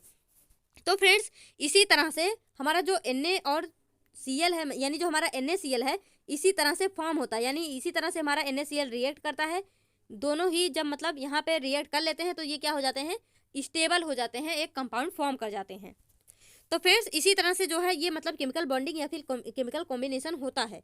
तो यहाँ पे वही सब लिखा है कि मतलब ये स्टेबिलिटी को अचीव करना चाहते हैं। Atom form chemical bond to achieve stability by acquiring the inert gas electron configuration, जो कि अभी मैंने आपको बताया। अब देखिए an atom can achieve the inert gas electron arrangement in 3 ways, यानी जो अभी मैंने आपको बताया कि इनके आउटर मोस्ट शेल में क्या हो जाए, 8 इलेक्ट्रॉन हो जाए। यहाँ पे एक एक्सेप्शन भी होता है, जो हमारा हीलियम होता है, इसमें केवल 2 इलेक्ट्रॉन होते हैं। लेकिन फ्रेंड्स ये फिर भी स्टेबल होता है, तो इसको आप एज अ एक्सेप्शन याद रखना। बाकी जितने भी इनर्ट गैस हैं उनके आउटर मोस्ट शेल में कितने इलेक्ट्रॉन होंगे, 8 इलेक्ट्रॉन, ये एकदम फिक्स है। तो अब देखिए यहाँ पे ये बोला जा रहा है कि एक जो हमारा एटम होता है वो 3 टाइप्स के मतलब 3 वेज यानी 3 टाइप से वो अपने इनर्ट गैस का मतलब इनर्ट गैस की तरह बिहेव कर सकते हैं, उनके जैसे स्टेबिलिटी पा सकते हैं। तो यहाँ पे कौन कौन सा तरीका है कि जिस तरह से वो स्टेबल हो सकते हैं। तो एक तो अभी मैंने आपको बताया जो हमारा सोडियम और क्लोरीन है, by losing one or more electron, यानी ये या तो लूज कर दें इलेक्ट्रॉन को, या फिर by gaining one or more electron, या तो वो मतलब गेन कर लें, या तो वो किसी को दे दें या फिर किसी से ले लें। जैसे हमारा यहाँ पे सोडियम था, वो क्या किया, वो अपना एक इलेक्ट्रॉन दे दिया। यहाँ पे जो हमारा क्लोरीन था वो क्या किया, वो यहाँ पे Na से एक इलेक्ट्रॉन ले लिया, यानी या तो वो लूज कर दे। जैसे हमारा जब Na था, वो देखिए जो हमारा सोडियम था वो एक इलेक्ट्रॉन यहाँ से क्या कर दिया, लूज कर दिया। जब इसको वो लूज कर देगा, इसके पास कितना बचा, 2 8 10। तो देखिए ये नियॉन जैसा बिहेव करने लगा, यानी ये अब स्टेबल हो गया। तो इसको इस तरह से स्टेबिलिटी मिल गई। और जो हमारा क्लोरीन था उसको क्या हुआ, वो फ्रेंड्स यहाँ पे जो है एक इलेक्ट्रॉन इससे ले लिया, फिर ये 8 हो गया। इस तरह से इसको स्टेबिलिटी मिल गई। तो ये दो तरीका तो ये हो गया, इस तरह से स्टेबल हो सकते हैं। या फिर by sharing one or more electron, या तो वो मतलब इलेक्ट्रॉन को शेयर करके स्टेबल हो जाते हैं। अब ये शेयर करके यहाँ पे देखिए जो हमारे आयंस होते हैं, आयन में क्या होते हैं, एक हमारे केटायन होते हैं, एक होते हैं एनोयन। केटायन क्या होते हैं, पॉजिटिवली चार्ज, एनोयन क्या होते हैं, निगेटिवली चार्ज। अब यहाँ पे जैसे हमारा सोडियम है, जब वो उसका कॉन्फ़िगरेशन कितना है 2 8 1, जब ये फ्रेंड्स यहाँ से एक इलेक्ट्रॉन अपना दे देगा, तो जब ये दे देगा, देखिए इलेक्ट्रॉन क्या होता है, निगेटिव। जिसके पास इलेक्ट्रॉन रहेगा ज़्यादा वो क्या होगा, निगेटिव होगा। तो हर निगेटिव पर्सन सोचता है कि मैं पॉजिटिव व्यक्ति बनूं। तो मैं हमेशा आपको क्या बोलती हूँ, बी हैप्पी बी पॉजिटिव। तो पॉजिटिव क्यों रहना चाहिए, मतलब हर किसी को पॉजिटिव रहना चाहिए। तो यहाँ पे देखिए जो हमारा सोडियम है वो पॉजिटिव होना चाहता है, तो अपना ये एक इलेक्ट्रॉन दे देता है। तो जब ये इलेक्ट्रॉन को दे देगा तो ये क्या हो जाएगा, पॉजिटिव हो जाएगा। यानी हमारे ऐसे मेटल्स जो कि इलेक्ट्रॉन को देते हैं किसी को, वो क्या होते हैं, इलेक्ट्रो पॉजिटिव होते हैं, मैंने आपको बताया था। तो यहाँ से हमारा जो सोडियम है उस पर जब वो एक इलेक्ट्रॉन दिया है तो वहाँ पे क्या आ जाता है, यहाँ पे +1 चार्ज आ जाता है। जो हमारा Mg होता है, इसका कॉन्फ़िगरेशन क्या है 2 8 2। तो यहाँ पे ये क्या करता है, ये 2 इलेक्ट्रॉन देता है। जब ये 2 इलेक्ट्रॉन देगा तो इसके ऊपर कितना आ जाएगा, 2+, इसलिए यहाँ पे 2+ है। जो हमारा एल्यूमिनियम है वो 3 इलेक्ट्रॉन देता है, क्योंकि उसका कॉन्फ़िगरेशन क्या है 2 8 3।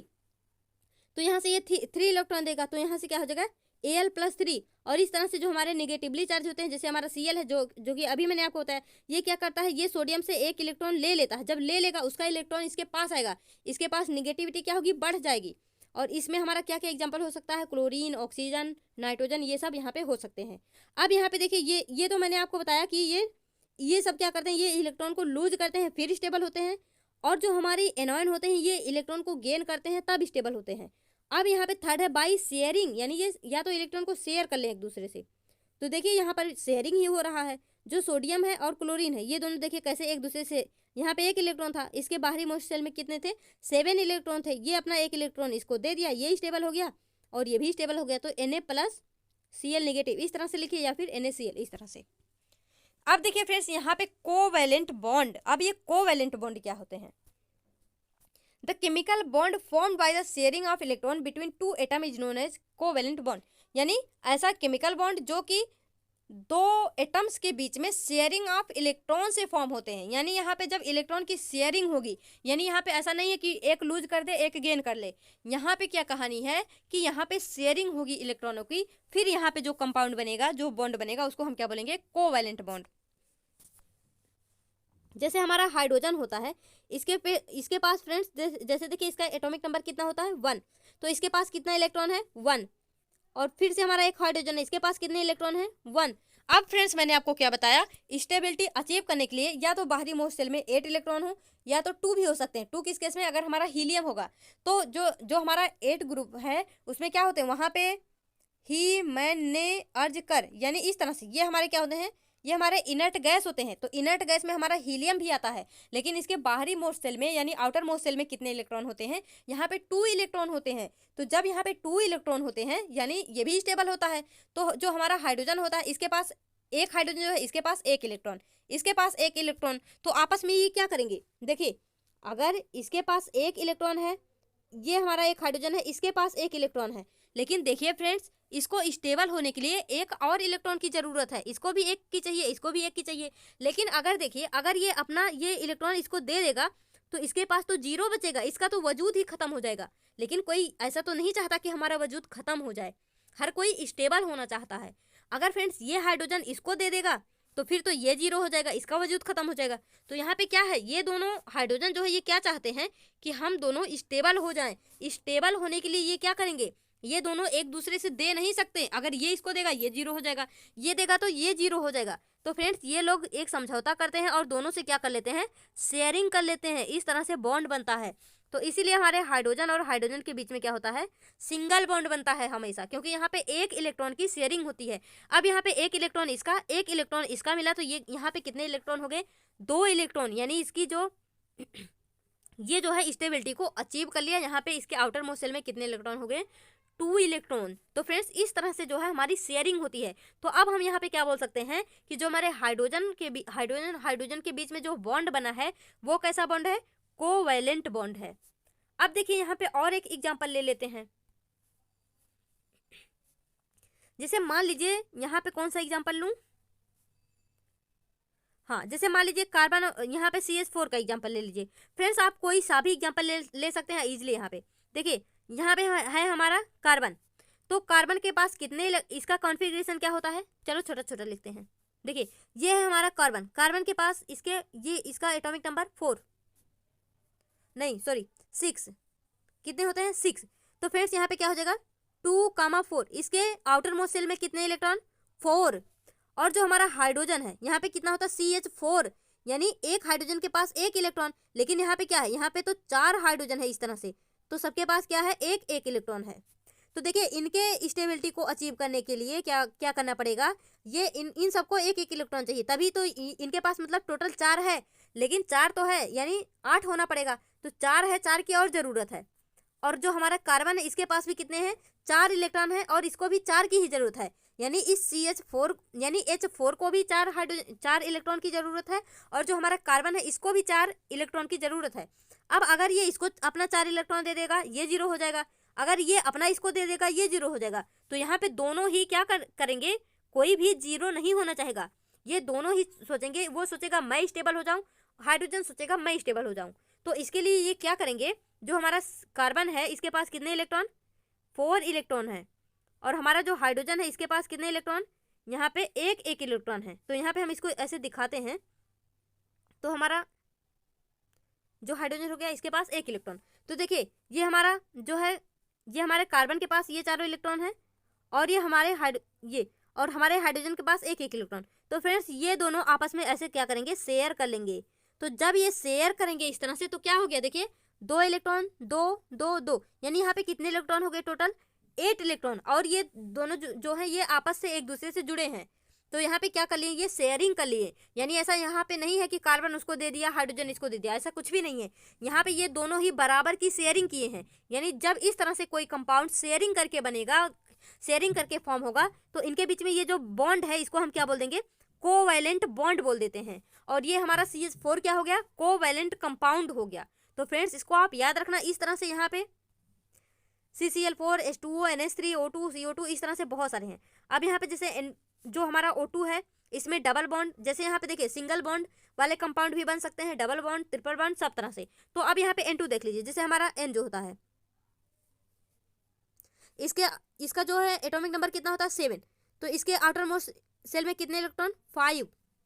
अब इसके आउटर मोस्ट सेल में 5 इलेक्ट्रॉन। अब यहाँ पे जो हमारा N है मतलब N2 है ना, N2, तो एक हमारा N और हो गया, इसके पास भी इसका भी एटॉमिक नंबर 7, इसके भी आउटर मोस्ट में 5 इलेक्ट्रॉन। तो अब यहाँ पे इसको भी कितने की जरूरत है, स्टेबल होने के लिए 3 इलेक्ट्रॉन की। यानी इसको 3 इलेक्ट्रॉन की जरूरत है और इसको भी कितने की जरूरत है, 3 इलेक्ट्रॉन की। तभी ये जो है एक दूसरे से जो है शेयरिंग कर पाएंगे। तो अब देखिए फ्रेंड्स यहाँ पे क्या करेंगे, कुछ इस तरह से जो हमारा नाइट्रोजन है इसको हम कैसे दिखाते हैं, इस तरह से 3 इलेक्ट्रॉन इधर दिखाइए, 2 इलेक्ट्रॉन इधर दिखाइए। उसके बाद एक नाइट्रोजन और जो है हमारा उसको इस तरह से दिखाइए। तो इस तरह से एक नाइट्रोजन जो हो गया उसके आउटर मोस्ट में कितने इलेक्ट्रॉन, 5 इलेक्ट्रॉन है। यहाँ पे उसको कितने की जरूरत है, 3 की जरूरत है। तो अगर ये अपना ये 3 इसको दे देगा तो क्या हो जाएगा, ये तो जीरो हो जाएगा। जीरो तो होना नहीं चाहता, दोनों ही स्टेबल होना चाहेंगे। तो अब देखिए यहाँ पे हम क्या करेंगे, इनके इस मतलब इलेक्ट्रॉनों की शेयरिंग करा देंगे। अब देखिए यहाँ पे क्या हो गया, 1 2 3 4 5 6 7 8 एक 8 इलेक्ट्रॉन इसके पास भी हो गया और यहाँ पे 1 2 3 4 5 6 7 8 इलेक्ट्रॉन क्या है इसके पास भी हो गया। तो इस तरह से यहाँ पे फ्रेंड्स शेयरिंग हो जाएगी और फिर हम इसको क्या नाम दे देंगे, कोवैलेंट कंपाउंड। और यहाँ पे देखिए यहाँ पे क्या हुआ, देखिए यहाँ पे जो बॉन्ड बना इस तरह से, इसको हम क्या नाम दे देंगे, कोवैलेंट कंपाउंड। तो यहाँ पे देखिए यहाँ पे कितने बॉन्ड फॉर्म हुए, ट्रिपल बॉन्ड। तो इसको इसलिए हम इसको क्या बोल देंगे, ट्रिपल बॉन्ड। यानी ये ऐसा कंपाउंड है जिसमें ट्रिपल बॉन्ड फॉर्म होते हैं। इस तरह से आप सभी कंपाउंड को फॉर्म करके देख सकते हैं। मैंने आपको एक एक एग्जांपल सब में से बता दिए हैं। अब देखिए फ्रेंड्स यहाँ पे आता हमारा प्रॉपर्टीज ऑफ आयनिक कंपाउंड। तो ये हमारा यहाँ पे इसका लास्ट टॉपिक है। तो सबसे पहले यहाँ पे इसकी प्रॉपर्टी को देखिए फ्रेंड्स, यहाँ पे प्रॉपर्टी ऑफ आयनिक कंपाउंड। तो अभी हमने पढ़ा आयनिक कंपाउंड, कोवैलेंट कंपाउंड। तो देखिए आयनिक कंपाउंड जो होते हैं, ionic compound are usually crystalline solid, यानी ये क्या होते हैं, क्रिस्टलाइन सॉलिड के फॉर्म में होते हैं।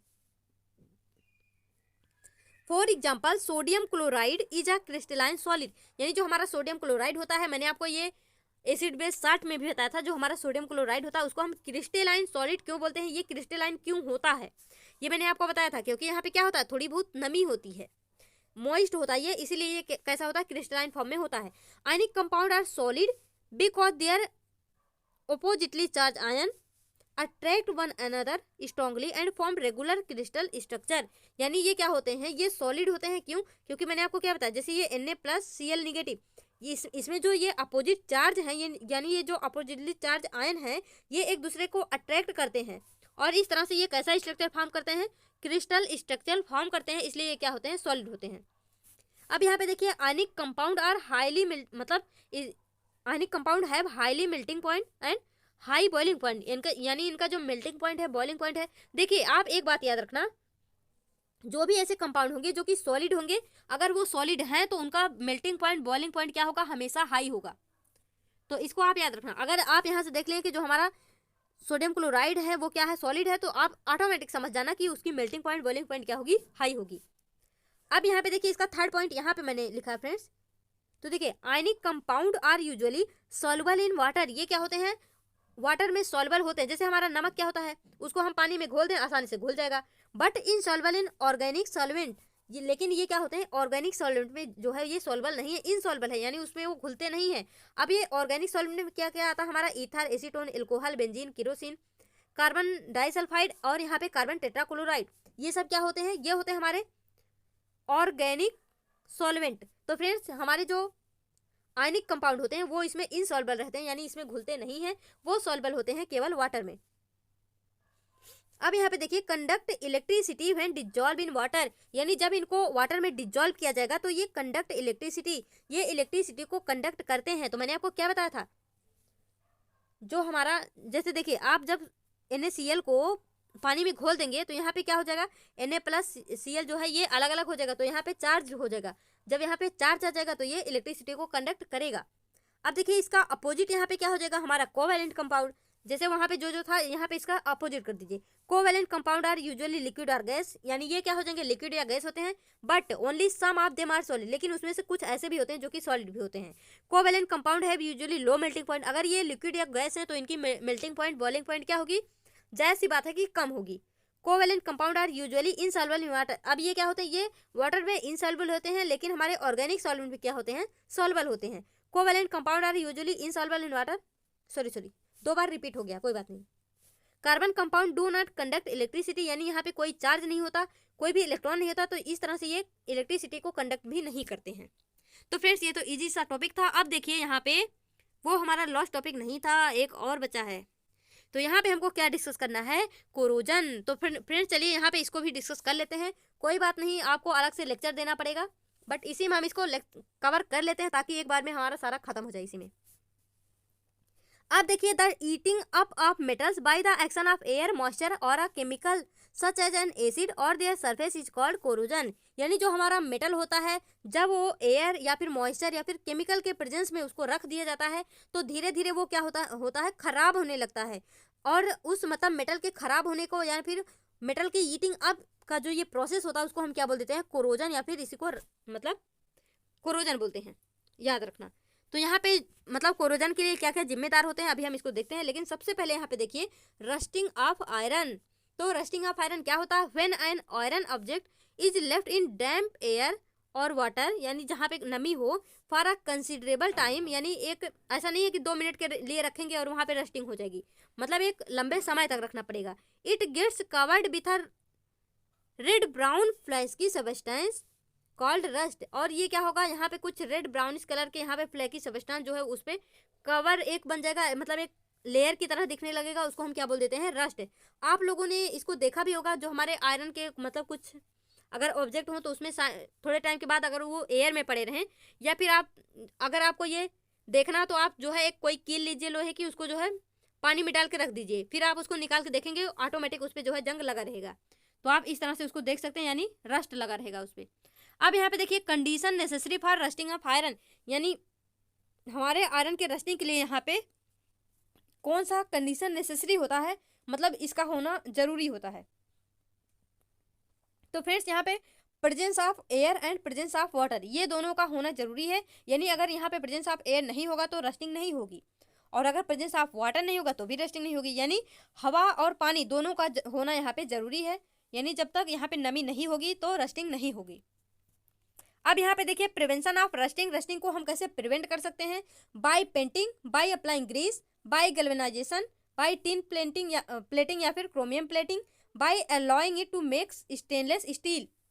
तो देखिए यहाँ पे फ्रेंड्स ये आपको याद रखना ही पड़ेगा, या तो जैसे देखिए हमारा जो है आयरन का जो गेट वगैरह होते हैं जब हम लगवाते हैं तो उसको क्या करते हैं, पेंट करते हैं, या फिर उस पर ग्रीस से उसको मतलब ग्रीस अप्लाई कर देते हैं, लेकिन ये क्या होते हैं, ये परमानेंट मेथड नहीं होते हैं, बारिश वगैरह होती है फिर से छूट जाते हैं। ये देखिए फ्रेंड्स यहाँ पे गैल्वेनाइजेशन जो होता है ये अच्छा प्रोसेस है, इसमें क्या करते हैं हम यहाँ पे जिंक का यूज करते हैं। तो ये भी हमसे क्वेश्चन पूछा जा चुका है कि गैल्वेनाइजेशन प्रोसेस में कौन सा मेटल यूज होता है, तो याद रखना यहाँ पे जिंक मेटल जो है वो यूज होता है।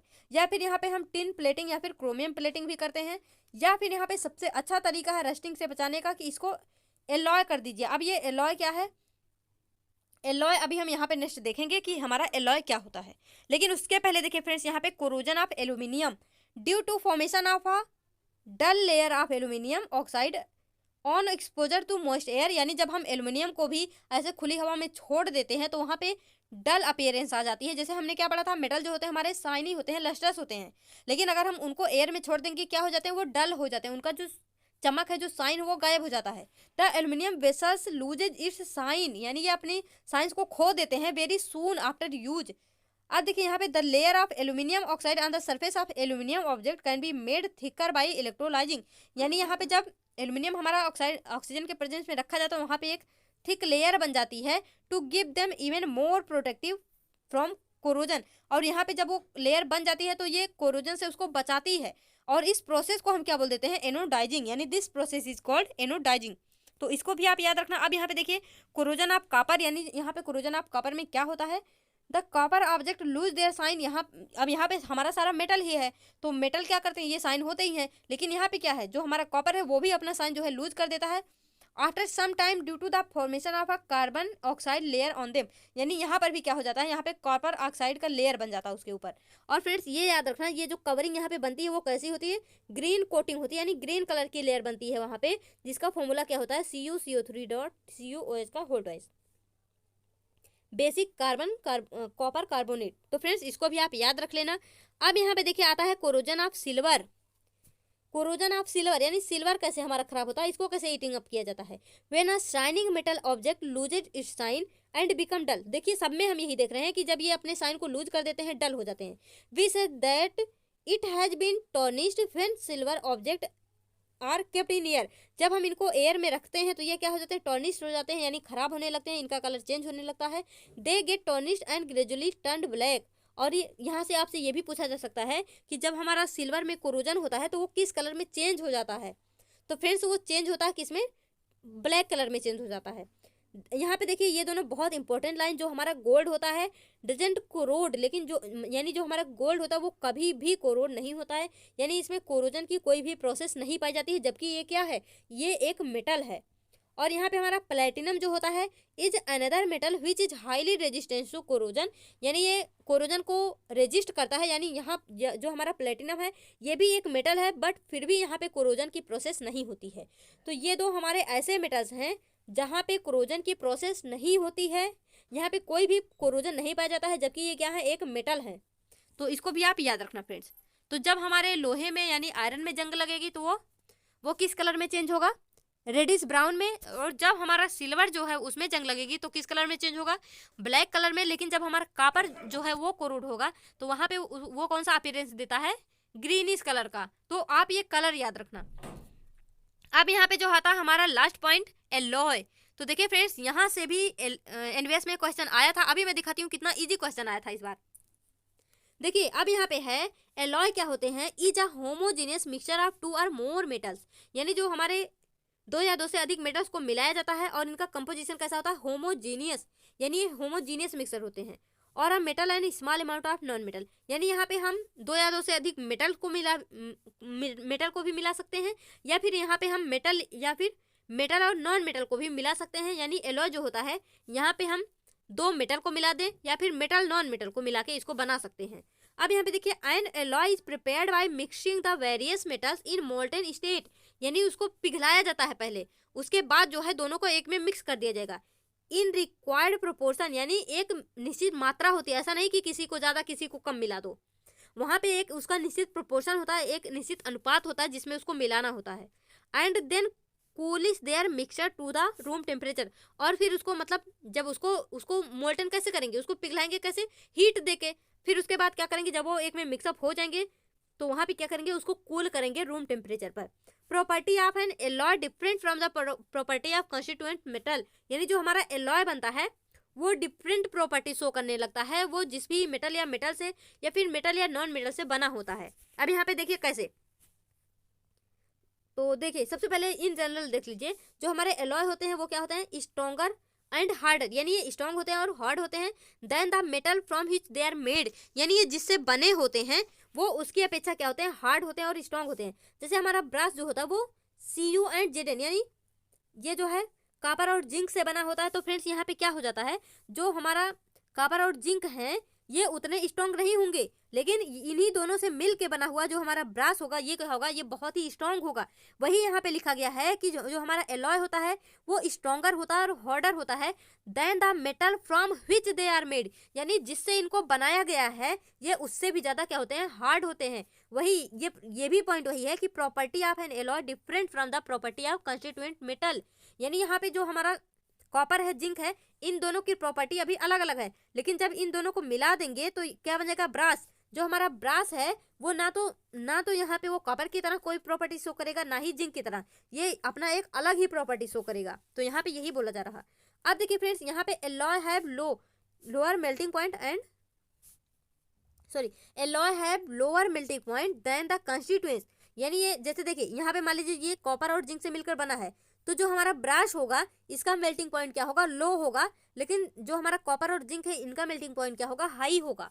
तो फ्रेंड्स ये भी आप याद रखना कि ये इसका कंस्टिट्यूएंट यही दोनों है, लेकिन फिर भी ये इन दोनों के जैसे प्रॉपर्टी भी शो नहीं करेगा और इनका जो मेल्टिंग पॉइंट है उनके जैसा इनका मेल्टिंग पॉइंट भी नहीं होगा। तो इस तरह से यहाँ पे हमारे कौन कौन से एलॉय होते हैं, ब्रास होता है, ब्रॉन्ज होता है, सोल्डर होता है, अमलगम होता है, एलॉय ऑफ गोल्ड होता है। तो इस बार जो एनबीएस का पेपर हुआ था उसमें ये पूछा गया था कि सोल्डर को बनाने के लिए क्या क्या यूज किया जाता है। तो सोल्डर को बनाने में यहाँ पे लेड और टिन का यूज होता है। फ्रेंड्स यही एनबीएस में NVS 2022 में पूछा गया था।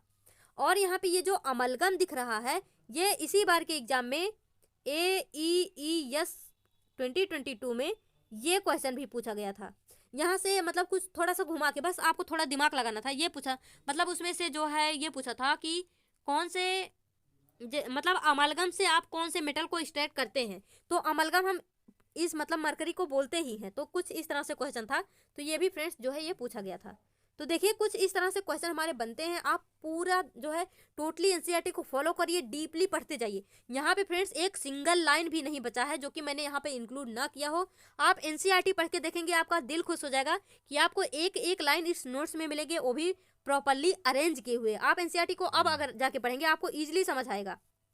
तो अब देखिए फ्रेंड्स यहाँ पे कुछ एनसीईआरटी के पॉइंट्स मैंने उठाए हुए हैं। तो यहाँ से भी क्वेश्चन अभी AES में पूछा गया था, वो भी मैं आपको बताऊंगी। तो देखिए किस तरह से हमारी एनसीईआरटी हमारे लिए एकदम भगवान होती है। तो आप इसको अच्छे से पढ़िए, एक बार पढ़िए, 10 बार पढ़िए, 20 बार पढ़िए, लेकिन पढ़िए तो पढ़िए एनसीईआरटी ही पढ़िए और कोई भी बुक पढ़ने की कोई ज़रूरत नहीं है। एनसीईआरटी फ्रेंड्स हमारे लिए भगवान होती है।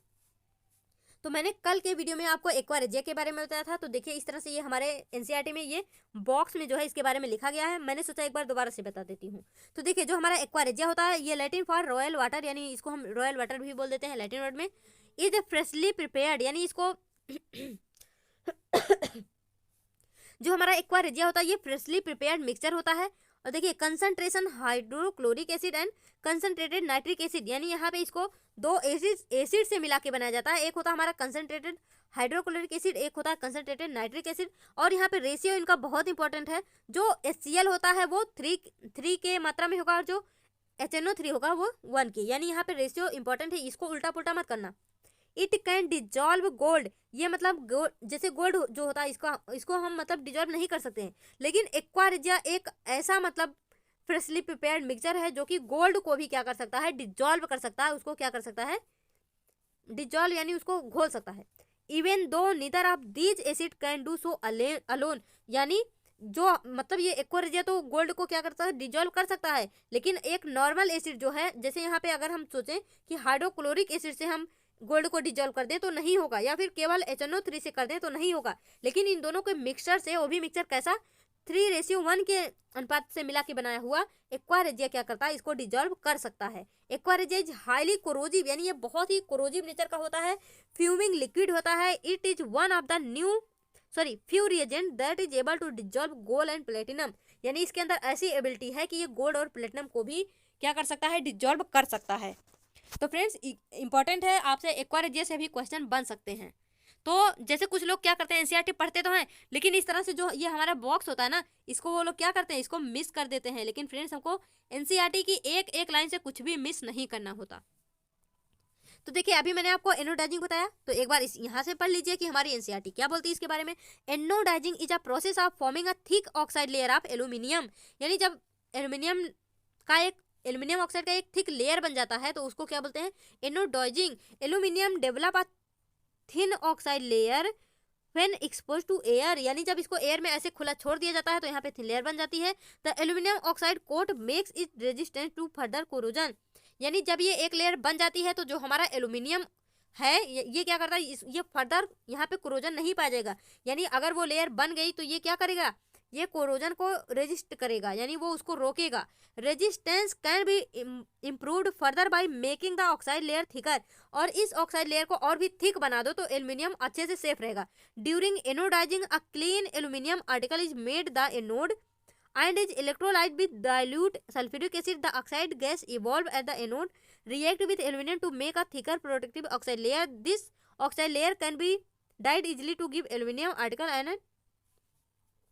iron attractive finish. तो फ्रेंड्स ये भी आप ऐसे पढ़ लेना, इसमें ऐसा कुछ नहीं है। बोला है कि ऑक्साइड गैस जो है, ऑक्सीजन गैस जो है यहाँ पे इवॉल्व होती है कहाँ पे, एनोड पे, और ये एल्यूमिनियम रिएक्ट करता है और यहाँ पे थिकर प्रोटेक्टिव लेयर यहाँ पे बनाता है। तो यही यहाँ पे बोला गया है। अब यहाँ पे देखिए एक और बात लिखी हुई है जो कि हमारे प्योर गोल्ड के बारे में, तो ये भी आपको जानना जरूरी होता है। तो गोल्ड जो है हमारे मतलब जो हमारे इंडियन वुमेन्स होते हैं वो पहनते हैं, बहुत ही अच्छा भी लगता है।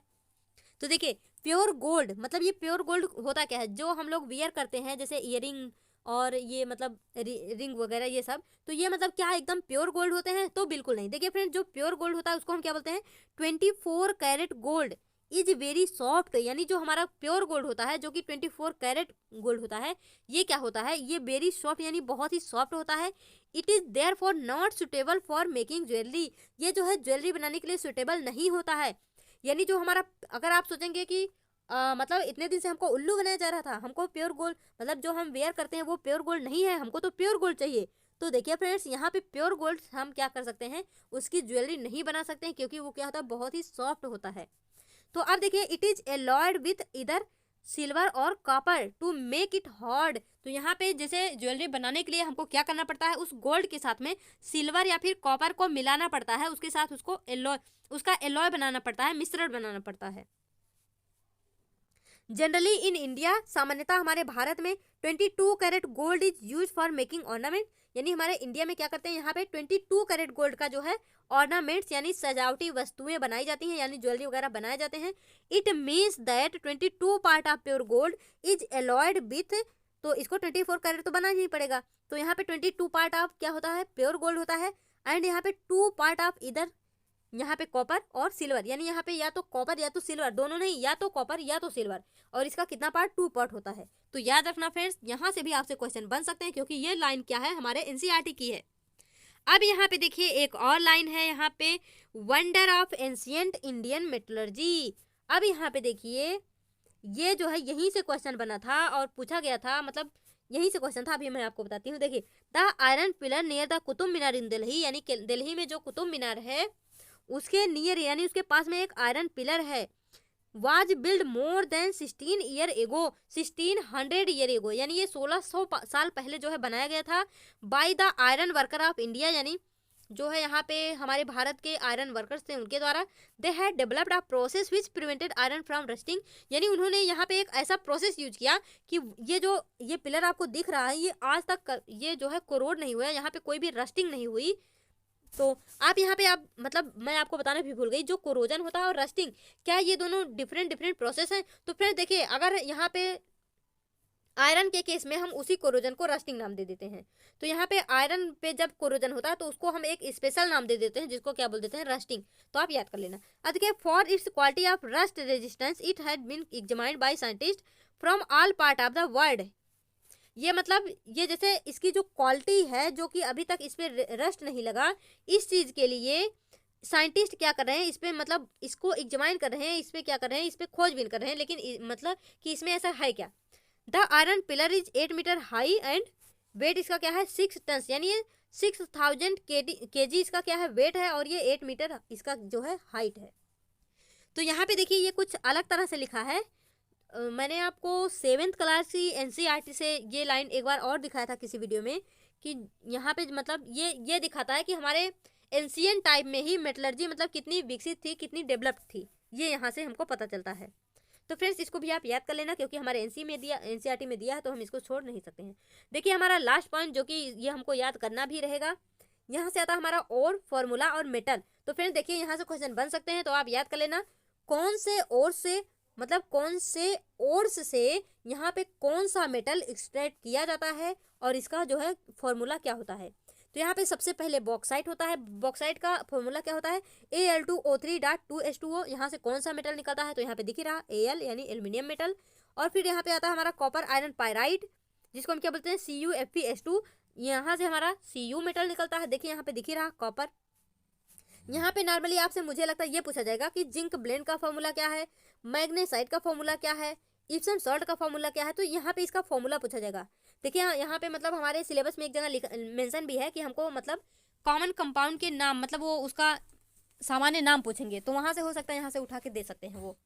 तो देखिए यहाँ पे हॉर्न सिल्वर, पायरोलुसाइट, हेमेटाइट, ये सब जो है फ्रेंड्स यहाँ पे ये हमारे डिफरेंट ओर्स हैं। तो यहाँ पे अलग अलग जो है मेटल हमको यहाँ से मिलते हैं। गैलेना, देखिए गैलेना हमारा क्या है, लेड सल्फाइड है। जिप्सम हमारा CaSO4.2H2O, लाइमस्टोन कैल्शियम कार्बोनेट। तो इस तरह से फ्रेंड्स इसको आप याद कर लेना। और ये मैंने आयनिक कंपाउंड और कोवेलेंट कंपाउंड को वहाँ पे मैंने मुझसे लिखने में थोड़ा सा मिस्टेक हो गया था, वहाँ मैंने ऊपर नीचे कर दिया। तो अगर आप कंफ्यूज होंगे तो आप इस तरह से इसको यहाँ पे देख सकते हैं, इसको इजीली पढ़ सकते हैं, मैंने इसको डिस्कस कर दिया है आपसे। अब देखिए फ्रेंड्स, ये जो है चैप्टर हमारा कंप्लीट होता है। एक बहुत ही इंटरेस्टिंग चैप्टर था, थोड़ा हार्ड भी था, लेकिन फ्रेंड्स मैंने इसको ईजी बनाने का बहुत ही अच्छा जो है कोशिश किया। आई होप फ्रेंड्स आपको ये पसंद आया होगा। तो फ्रेंड्स अगर आपको पसंद आया होगा तो अपना फीडबैक देना कमेंट बॉक्स में मत भूलना। तो इस वीडियो में ही तक मिलेंगे अपने नेक्स्ट वीडियो में, तब तक के लिए all the best, be happy, be positive.